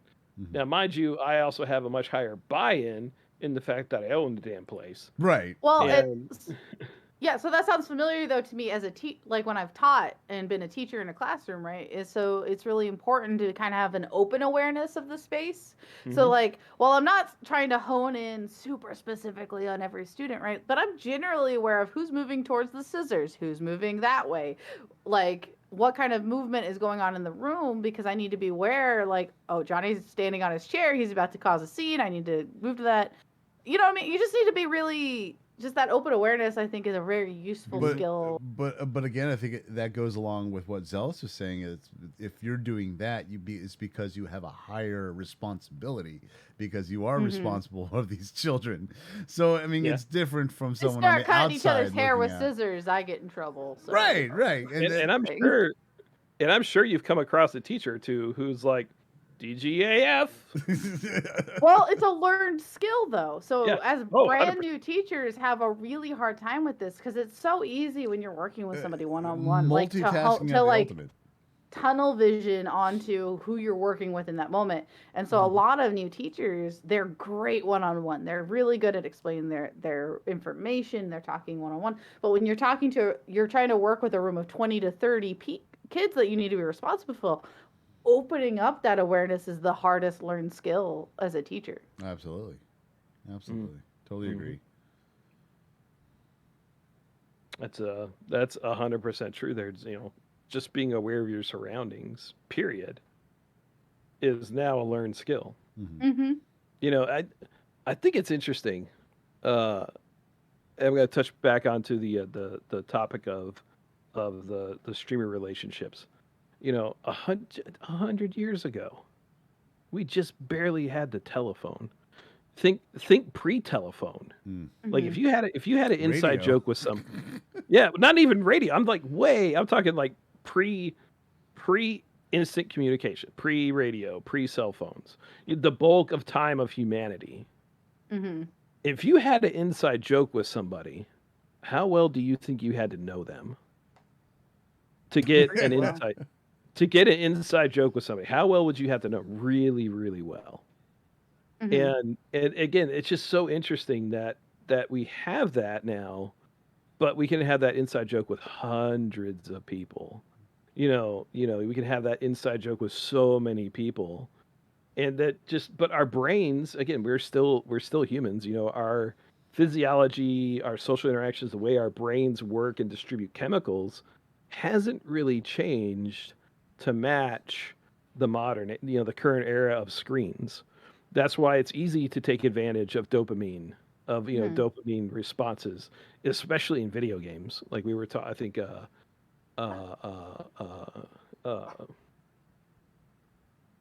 he's going to hate me because I just totally blanked on his name. Is it Cage? Cage and I were having a pretty in-depth discussion earlier about video games and how certain games, in my opinion, what? He's in chat. What?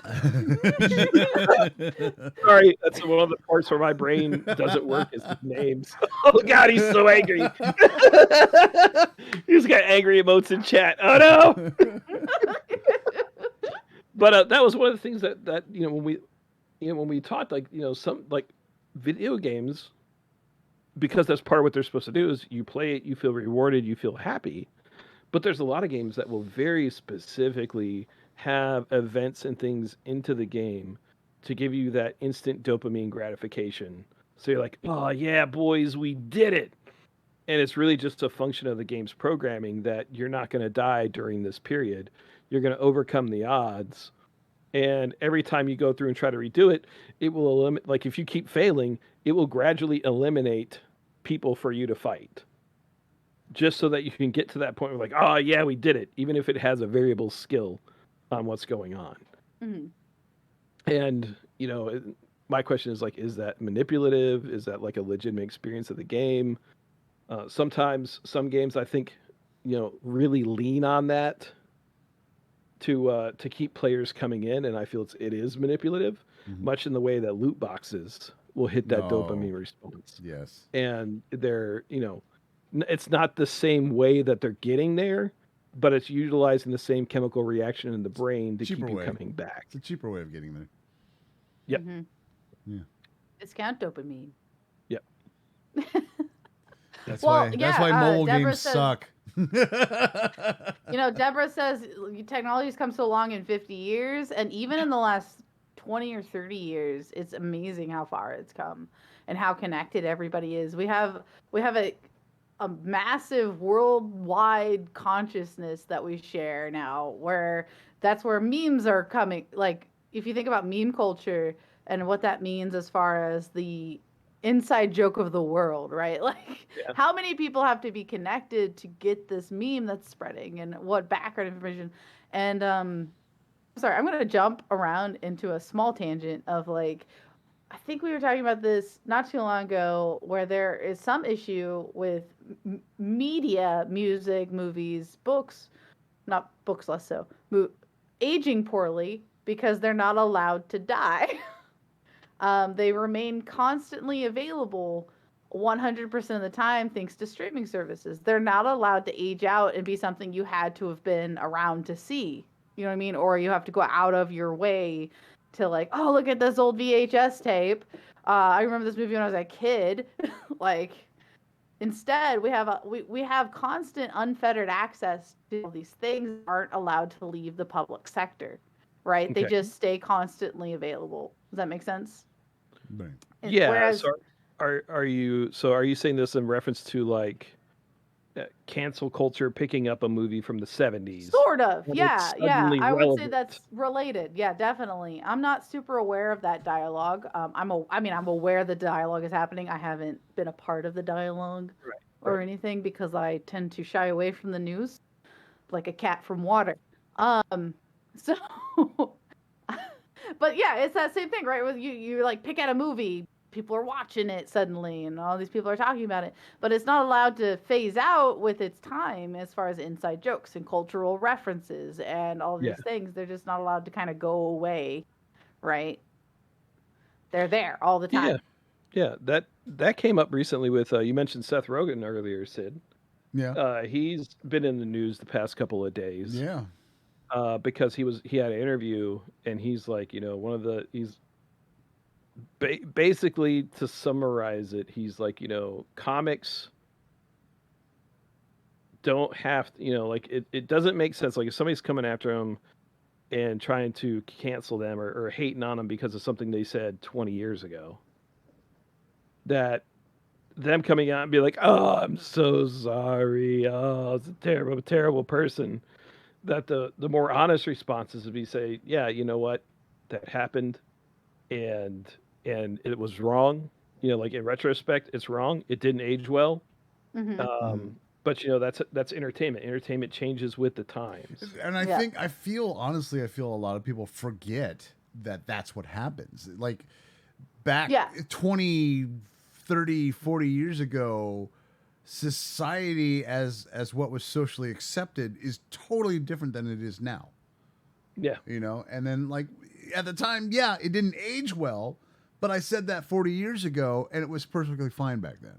You're like, I'm a different person now. I've learned new things. Which I totally forgot. Like while I was at Universal, I totally forgot that this whole cancel culture is trying to cancel out Dr. Seuss right now.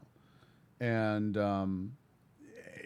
like literally, like you go into Universal Studios and Islands of Adventure, and then you take a right, and there's the Seuss Dr. area. Seuss land. There's Dr. Seuss land. Everything is Dr. Seuss. It's my favorite place in the park. And I'm just going like, Seuss. I'm like, if they cancel this culture, like, what is this place going to? What are they going to do with this place? Like, they can't just keep it up there, right? Well, I think it depends what angle they're coming at it. True. Yeah, I mean, again, it's easy for us today to look at the 1940s and the media that was put out in the war effort and be like, oh, this is propaganda to make us, not like the Japanese. This is propaganda hating on, well, I mean, come on, why is it okay? Not in a like a literal way of me saying like, why is it okay to kill Nazis?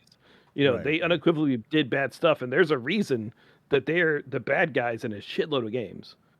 It's mostly because everybody's like, yeah, they did some really bad stuff, and it's done. But with Dr. Seuss, that was his job. He was in the army. Yeah, he made ads. That were literal propaganda. He made cartoons that were literal propaganda. Exactly. He left the army during the 50s.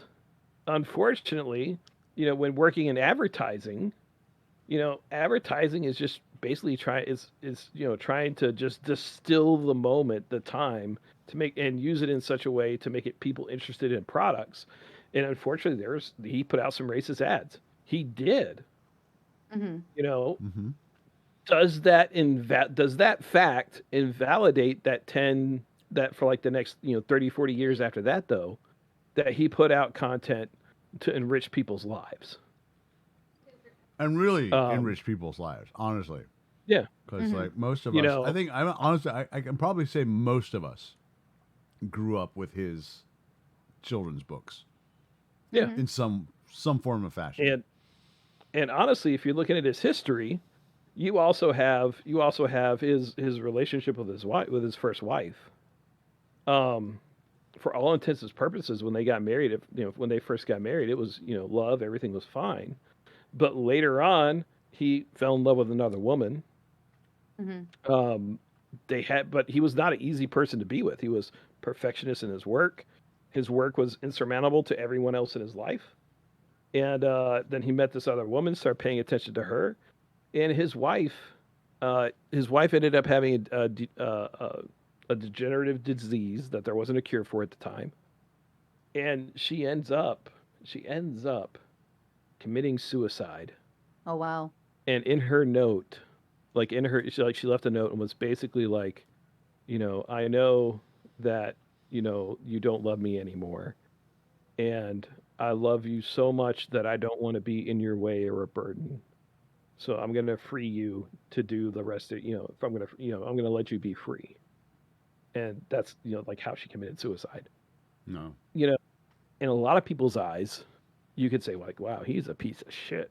Cheating on his wife. She's got a degenerative disease, all this going on. You could definitely try to say that and invalidate it. But again, the steps he made for education, to get kids reading, the things that he learned to do, that's again, it's two separate things. Martin Luther King Jr. Universally, I think everybody's like Martin Luther King Jr. Helped make great strides in society to be a better place, more accepting of others, to help people rethink the way that they did race. You look into his personal life, he cheated on his wife all the time. Like he was definitely, taking advantage of his fame during that time period. Yeah, and then I think the same is the inverse is true of a couple of authors. I want to say Karl Marx, but I'm so bad at names. Like, is he the one who made that? He's the one who wrote communism. About communism. Yeah. That one.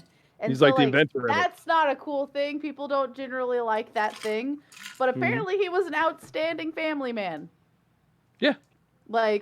And so Well, I mean, you could say the same for Hitler. Hitler was a terrorist monster and all in all, a terrible human being. But he was a poet. He was a sculptor. He was a painter. Hey, and he got the trains to run on time. Yeah, he did. Yeah. And so I've spoken a lot with people many times on that the validity and the truth of something that somebody has done or said isn't always so black and white as to be related to who they are outside of those things. Yeah. I am sure that everyone can relate to this. Is like sometimes you are super wise and you give great advice, right? But then you go and make dumbass decisions. What was talking about, Jess? Well, I do this. I know Zelos does this because he tells me about it. But and it's sometimes I feel very wise. Like I've given very mature advice to somebody, and then what have I done? Like the other day, I had ice cream for dinner. That's not wise. That's not good. Freaking delicious is what it is. I'm hypoglycemic. I am allergic to dairy. In no way was that a smart move on my part. Was it tasty? Yes, I will tell you that. At some point, you just gotta say YOLO. And definitely shouldn't have had it though. So but that wise advice I may have given my friend is not suddenly invalid or wrong. Because I can't make the right decision when it comes to my diet. Yeah. Tamara says, "Stop attacking me, Des." Things are completely unrelated. Yeah, stop attacking Tamara, Des. What are you doing? What are you doing, Des? But, no, this is not the good advice. The ice cream for dinner was not the advice. Right, Frost. Ice cream for dinner? Oh, I'm liking that idea. Write that down. Oh, God. Bad I think I think I want to take this back to what you said, Des, about things not being able to, like, again, not being allowed to be in the past. Mm-hmm. And it's like it's ever like everything is in the present. And I think that's part of the social media experience right now. Mm-hmm. Is some people can like, let's say you're a movie buff and you're watching I don't know, I don't even know what movie, but I know the trope of like the 1940s love story was like, the guy, like the girl goes in hysterics and the guy's like, schmack, I love you, baby, or some weird shit like that, or like, like they were really aggressive in the 40s and 50s black and white era movies. Like the guys were. Or you think about Grease and its terrible moral ending. Anyway. Oh yeah. And somebody can watch it. Again, a young person can totally go back and find this movie and watch it. Mm-hmm. In the past, in like the 80s, 90s, and to the early 2000s, you had to be into it. Like you said, you had to go look out. You had to go find it. You had to seek that out. Great example of a movie. Just interject here. Blazing Saddles. Oh yes. Blazing Saddles is a perfect example of that. Yeah, things that are not socially accepted today. If they went to a studio today and tried to make it, there'd be no way that they'd be allowed to make it. No way. However, to watch it today and see, and watch it and be like, oh, this is so much parody on the current situation, the current day's problems. When that movie released, you're like, this is a comedic masterpiece. Mm-hmm. But you have to watch it to understand that. And today with social media, and you have to watch it with an open mind to understand that as well, not just watching it. Yeah. But on social media, how it's going to get presented to you is you're going to get a clip of one specific thing. Yeah. Like when was it the Barney? Was that one of the cowboys will say like some supremely racist shit. And it's meant to be like like if you watch the movie, he's a fucking idiot. He's an idiot. He's so stupid. But what they're going to do is they're going to cut this part out and be like, they're going to put it on Twitter and be like, was this the racist movie ever made? And that's the only clip you're going to see. It's going to be the only clip that comes out from it. Yeah. So now it's on a medium that it's right now, today. Mm-hmm. It's coming out. It's in front of your eyes. It's not going to be there probably in front of your eyes tomorrow because tweets come and go so fast. And that tangent, that is really annoying. I see a tweet, back to it, I never find it again. Yeah. Anyway, sorry. But again, it makes it feel like it happened today. The movie came out in the 70s, but they make it feels like the way the media works now, especially social media. It feels like it's today, it's present. Mm-hmm. And unfortunately, until you get some water under the bridge and you get some age and life experience, it's hard to differentiate that this was years ago, that it was deliberately doing this to bring things to people's attention at the time. Bring awareness. Right. And then sure, it didn't age well. Some of the parts may not have aged well. Theoretically, it didn't age well. I think it aged very well. I think it aged very well, considering what it is, because the points it makes are still freaking relevant. Yeah. Yes. It's still incredibly relevant. Yeah. Absolutely. And it's just fascinating to me that's kind of, again, it comes with life experience, having to understand that things that happened in the past, you have to accept them, that was the time. Like Huckleberry Finn not being allowed to be read in schools.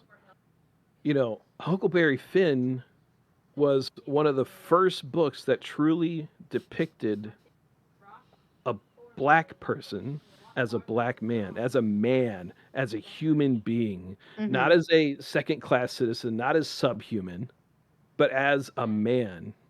Jim was, like, by the end of the book, Jim was a man. He was an independent human being. And it's one of the first American novels that ever did that. Mm-hmm. Twain in his time was so far ahead of what other people were thinking and where he wanted, morals to be. But today, because of the verbiage, the speaking, the way the book is written, people are like, oh, no, we're not reading that. We're not reading that at all. And therefore it gets banned in a lot of schools. Mm-hmm. If they took the context and the effort in teaching to be like, this novel right here is one of the first depictions of a black person as a human being in American literature, casual literature. That book takes on a whole different relevance. Right. And it would probably bring more people into, because they'd be curious about like, okay, why, like, how is this depiction? But it's not. It's just people are like, oh, it uses the words I don't like. It has depictions that I don't like. And therefore we're not going to put it out there. Welcome to Streamer and Troll, where we analyze media and literature. No longer about streaming. Up next, why The Grapes of Wrath is the worst book ever.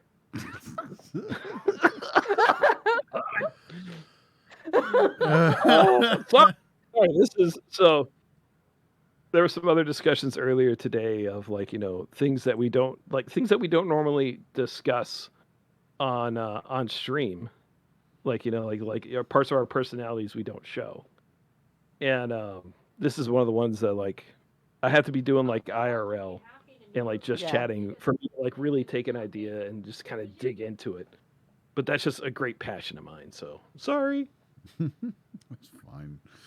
It's fine. It's fine. It's fine. Hi. Yeah, we're criticizing these damn kids, Tamara. Join in. We're going to kick these Zoomers. Well, no, I'm kidding. Back in my day. And that's how we liked it. So, closing thoughts. Why is it Generation Z? Did they just think people would stop being born after that, or what? No. What are you talking about? There's Generation X. The millennials should have been. Why did they start with X and not A? Or they started with A hundreds of years ago. They just finally got around to X, or 26 generations ago. What are we gonna do? Or whatever. Z? Oh, it's going to restart it. It's going to be generation. It's going to be Generation A1. Everyone's going to have affinity to steak sauce. Exactly. Steak sauce has become the beverage of choice. Yes. It's not just a condiment anymore, people. It is the beverage of choice.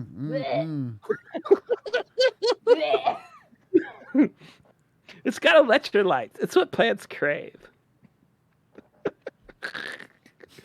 If you haven't seen Idiocracy, chat and fellow listeners, go look that movie up. Now that's a movie that's a movie that hits way too close to home, though. That was way too close to home. Generation AA, time to get sober. And all I read when I saw that Ray Frost is I saw Generation AA Ron. AA Ron. Water like from the toilet. Yeah. Seriously, if you want to see a movie that's like a haunting parallel of our times, man, Idiocracy is it. It's a great parody. Again, it hits way too close to home. Yeah.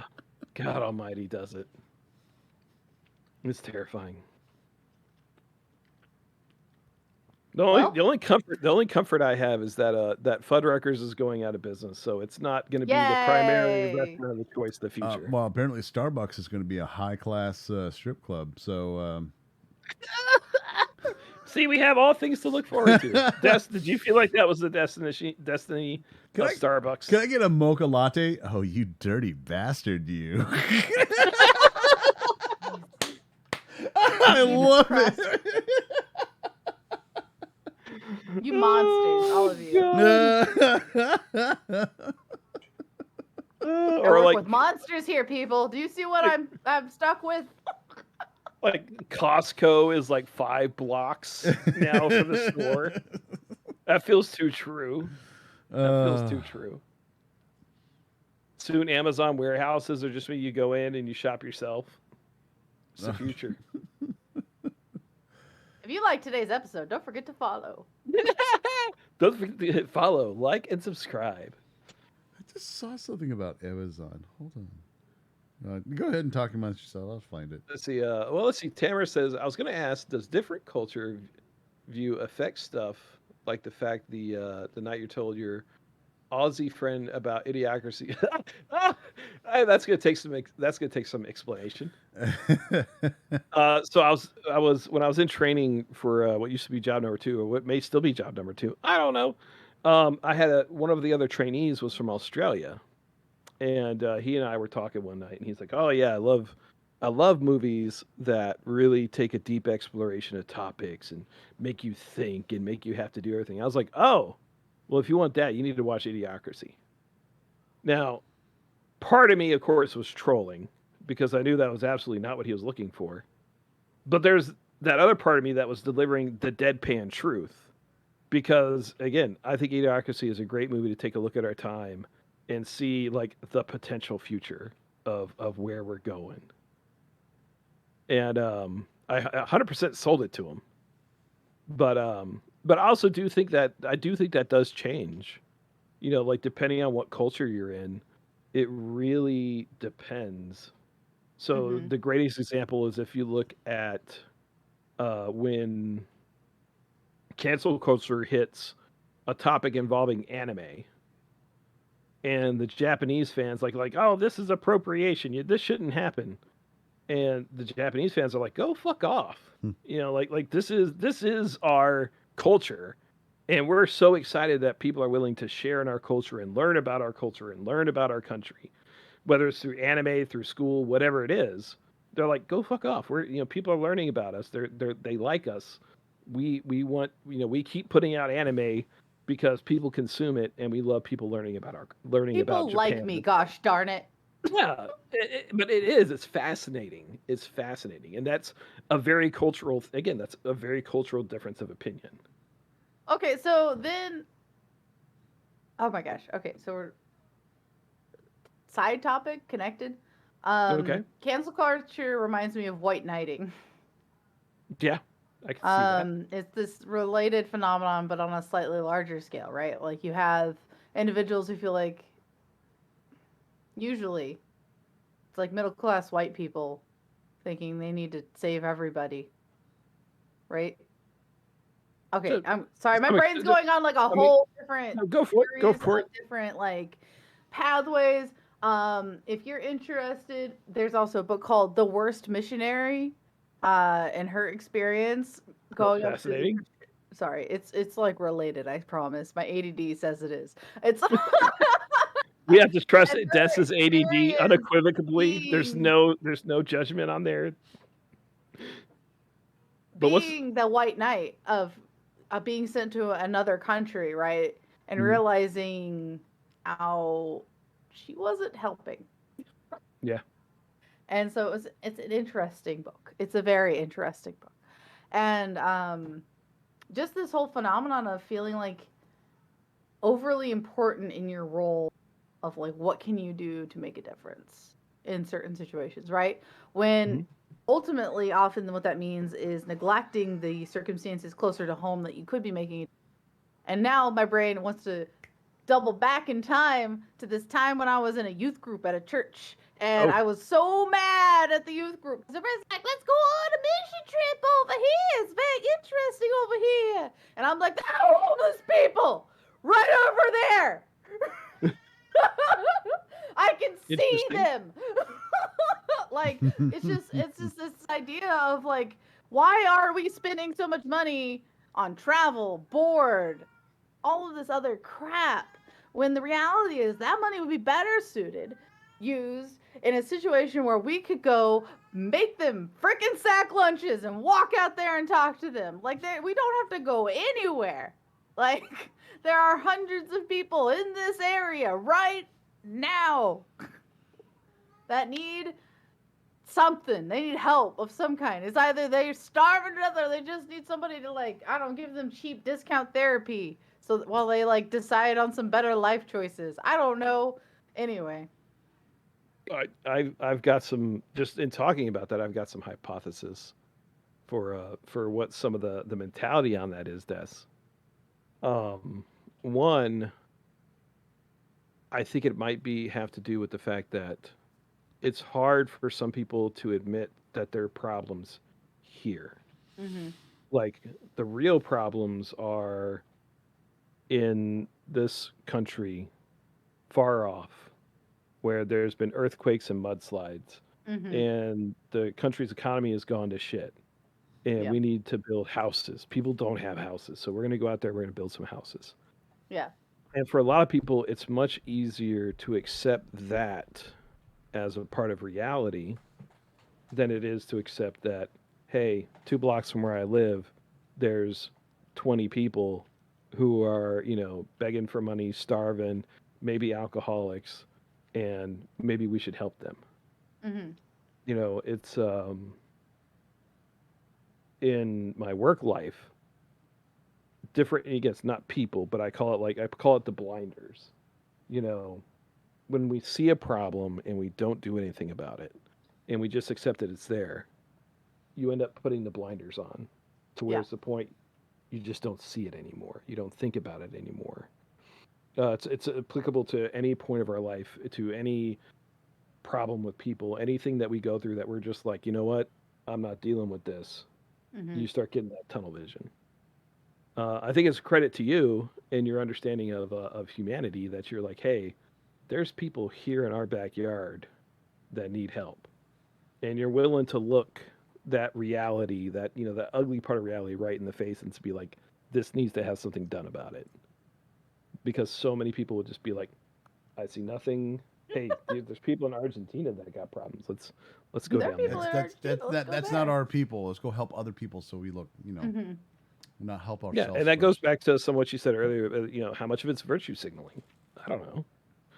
I mean, at the end of the day, I think helping people anywhere, or trying your best to help people anywhere, is at least you're putting an effort into the positive square. Even if it's not. No, obviously I don't want to discourage them from being helpful, right? Like, I think that is a great goal, especially if you're not doing it to the detriment of your own, like, safety net, right? So I'm going to try to stay focused. I've been leading a book club with the discussion along these lines of, how do I do the most good without putting myself in the position of needing help myself? And so, like, it's very tempting if you're somebody who likes to help or give, to say, hey, I want to help these people. They need things. But at what stage do you stop giving them your things so that you don't become somebody who needs to be given things? Does that make sense? Gotcha. And so I think that overall, this is the flip side of the coin. When people become unintentionally, I don't think this is always this isn't a very conscious train of thought for people, but on some level, they're afraid of helping some people be lifted up because they're afraid of being pushed down themselves. Okay. Yeah, I understand that. So you see this competition, I think, a lot in creative communities, right? Or any other content creation communities. Like, I don't want to help you be too good because if you excel, then I can't. So that's a basic, hardwired human instinctual fear. Right. And so scarcity of plenty. Exactly. This is fear of scarcity. And so finding this middle ground of helping enough to be somebody who nets good, I think, like you said earlier, where the net is good. Good is coming and people are generally being lifted up without overall causing detriment to either yourself or those most close to you. So I live with this concern that if we put our sights on these, like, more fantastical, more romantic, I say romantic in that people, like, idolize it, right? Like they hold it on a pedestal of, like, I'm somebody who helped do this in another country. Like, they hold that on a pedestal, but at the neglect of either the people nearby. And so then I think that also connects to my sense of utility, right? I want if I'm going to give money, I want to know that it is doing the most utility it can. You know what I mean? I don't want it to pay for one single person to drive somewhere and help for a day. I want it to feed 100 people for a day, if it can. Do you know what I mean? For $2, for $2 a month. feed people a day for a day. You know what I mean? Does that make sense? Like, I don't know that. Anyway, just these things all are connected and meshed around in my head right now. So there you are. Well, Sid, it sounded like, did you have something you wanted to throw into that ring? No, I'm good. Okay. I think Des said it best, honestly. I think has nothing to do with anything we talked about today. No. Well, no. I think it has a lot to do again. I think it started when we brought up again the virtue signaling. You know, again, like, are you doing this just to say, hey, I'm a good person, or are you doing this because you really believe it? It's part of my responsibility. It's a net good. Kind of what does it matter? Yeah. I know on social, and boundaries too. Boundaries, nice. Set the boundary of how much do I give. A lot of it though is just stem from people looking for their tribe, and that these ideas and the things that they try to do just become like, it's not so much they're themselves and they have this idea of what they want to do. It's more of, I am this person and this idea is going to fuel me, whether it's good, bad, or indifferent. Right. And I think that's another part of problems of social media, is we can find these communities which are sometimes niche outside communities and be welcomed into it, and that just becomes our life. So that's a lot of certain groups, parts of cancel culture, is these very small tight-knit communities are like, this is whatever horrible opinion that this person has, and it's like, okay, I understand that. You've got 10 friends and you make a lot of internet noise. Okay, cool, I understand that. Are you willing to entertain any other thought or perspective on this? No. Okay, I'm just wrong. Okay, it's fine. These things kind of happen. That's same thing. Like I said, that person who wanted to go to whatever country to do the mission may not be able to admit, without shattering their entire worldview, that there are ugly and horrible things in their backyard. And I think that's a problem a lot of people have. It's so much of their identity is wrapped up into a personal, like, this is my personal belief, and to have a slight thing change about that, like, again, why cancel Dr. Seuss? Well, all these children's books that I've seen, that I've read, and I grew up with, what a betrayal to learn that Dr. Seuss once had some racist advertising that he put out. He should have known better. How dare he? And it's hard for people to separate those. Like, they can't separate those two things. Yeah. Like, their sense of reality, their grounding of who they are as a person, just can't be separated from that. And it's the difference between then and now. Yeah. Or the difference between then and now, and what, not being able to acknowledge what was morally acceptable then compared to now. It could be that personally, anybody, anything that expresses this negative trait is intolerable and needs to be stopped. And that's where a lot of shouting down comes into play, when people, like, somebody has a conflicting opinion that doesn't agree with this worldview. And rather than try to understand where's this person coming from and see if you can have a dialogue about how to get back to some middle ground or get to some common ground, it's just, this person's wrong, I'm going to shout them down because they might say, and the reality is, because they might say something that makes sense, and I have to rethink the way the world is. And unfortunately, social media makes it very easy just to shout people down. I mean, hell, you can just block them. Just to be like, I disagree with this person, I'm going to say something acerbic on their Twitter, and then I'm going to block them from being able to comment to me. And you see that happen a lot. Or somebody says something controversial, and it's like, oh, I fucked up, delete.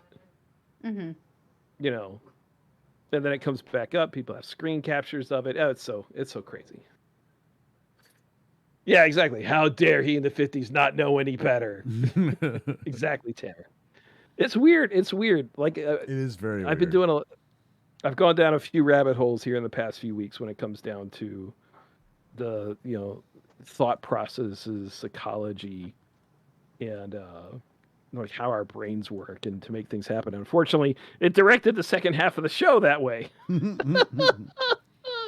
Well, it is what we excel at here at Streamer Troll is rabbit holes. Troll caves, if you will. Yeah, we're changing your name next week to Streamer in Rabbit Holes. Yeah, there we go. That just sounds like we're going to make a porno. It does. What do you find at the bottom of the rabbit hole? What's that? Rabbit tail. Ow! Oh man.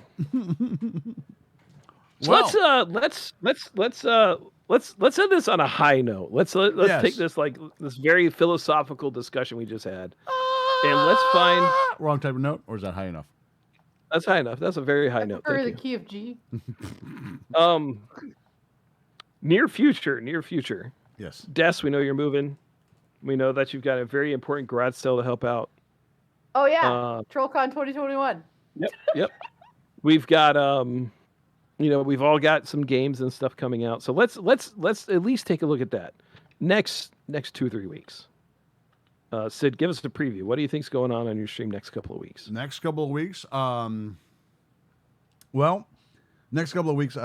D&D is going to be switching back and forth between D&D and Aliens RPG.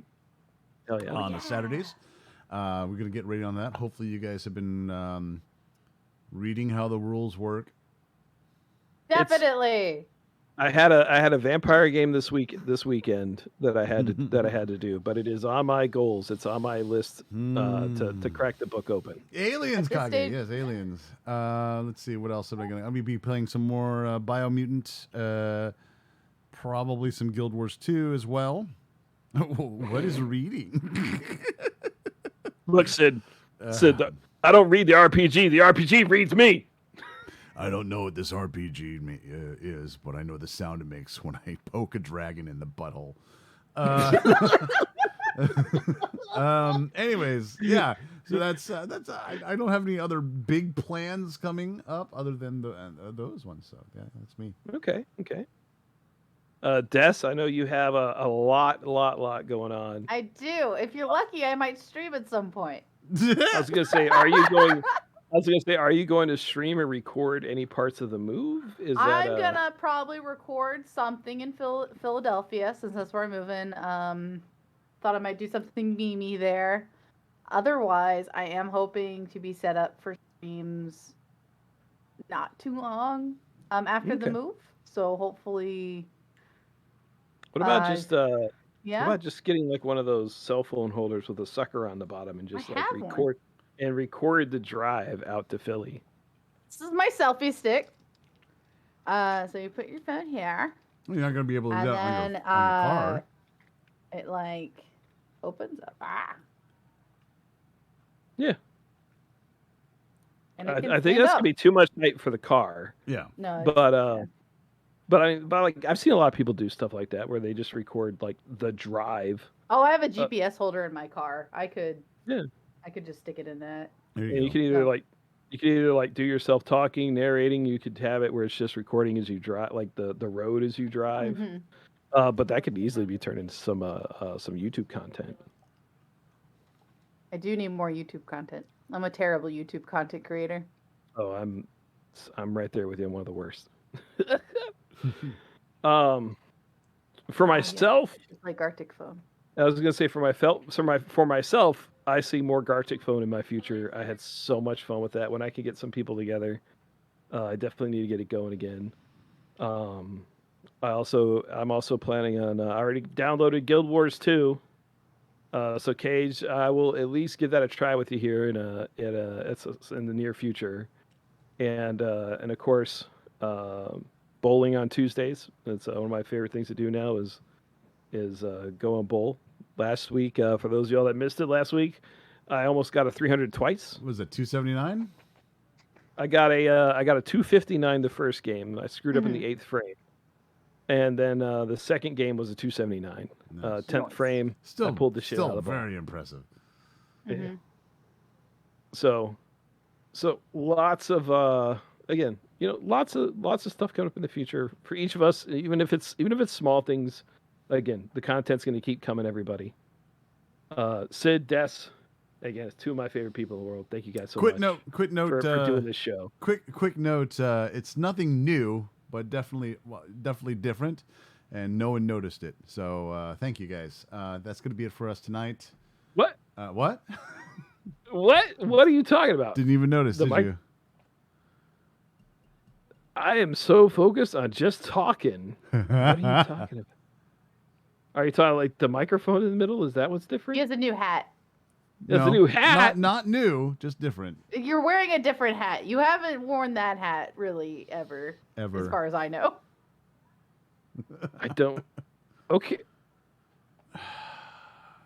I don't know what's special about that hat. I betrayed Sid as a friend. The hat. Does that look more normal? There you go. There's the old hat. You got a hat on, Sid. Hat. I thought something horrific had just happened to your head. I was like, oh, it looks like. It's like I had extensive plastic surgery and none of you commented. How dare. Kage. Oh, I noticed. I just didn't feel like shouldn't have said anything about it. I just didn't feel like the appropriate venue. I need. I wore this hat yesterday. It still needs to be aired out, which is what it's doing. So this is my backup hat that I wear when I can't wear my other one. So. Backup hat. Backup hat. I liked your cyberpunk look there for a second, where you had my Geordie LaForge shield. Yeah, your Geordie LaForge. Hot. That's how I'm gonna do that's how I do my streams from now on. Yeah. Perfect. No flaws. Yeah. Just perfect. Yeah. Oh god. It's all Dark Souls no hit, blindfolded streams from now on. I can actually see. It's kind of weird. Oh, it's like those stupid glasses with the lines across them. They're just plastic frames with lines. I can see here. I can see here. Not so much here. That is a form of blindness that you can get. Where Kanye, is that the new Valve Index 2?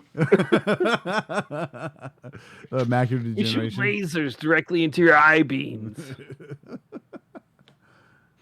Index 2. Oh, all right. My gosh. We're over our time. We are. It's been a lot of fun. Macular degeneration. Thank you, Titch. Yep, that's the form of eyesight loss I was talking about. All right, chat. Again, Sid, any parting thoughts? Shazbot. Shazbot Des, parting thoughts? Jabberwocky. And folks from Humble Zealot Smart 2, keep reading books. Hope you guys have a wonderful day. Guys, good night! Good night!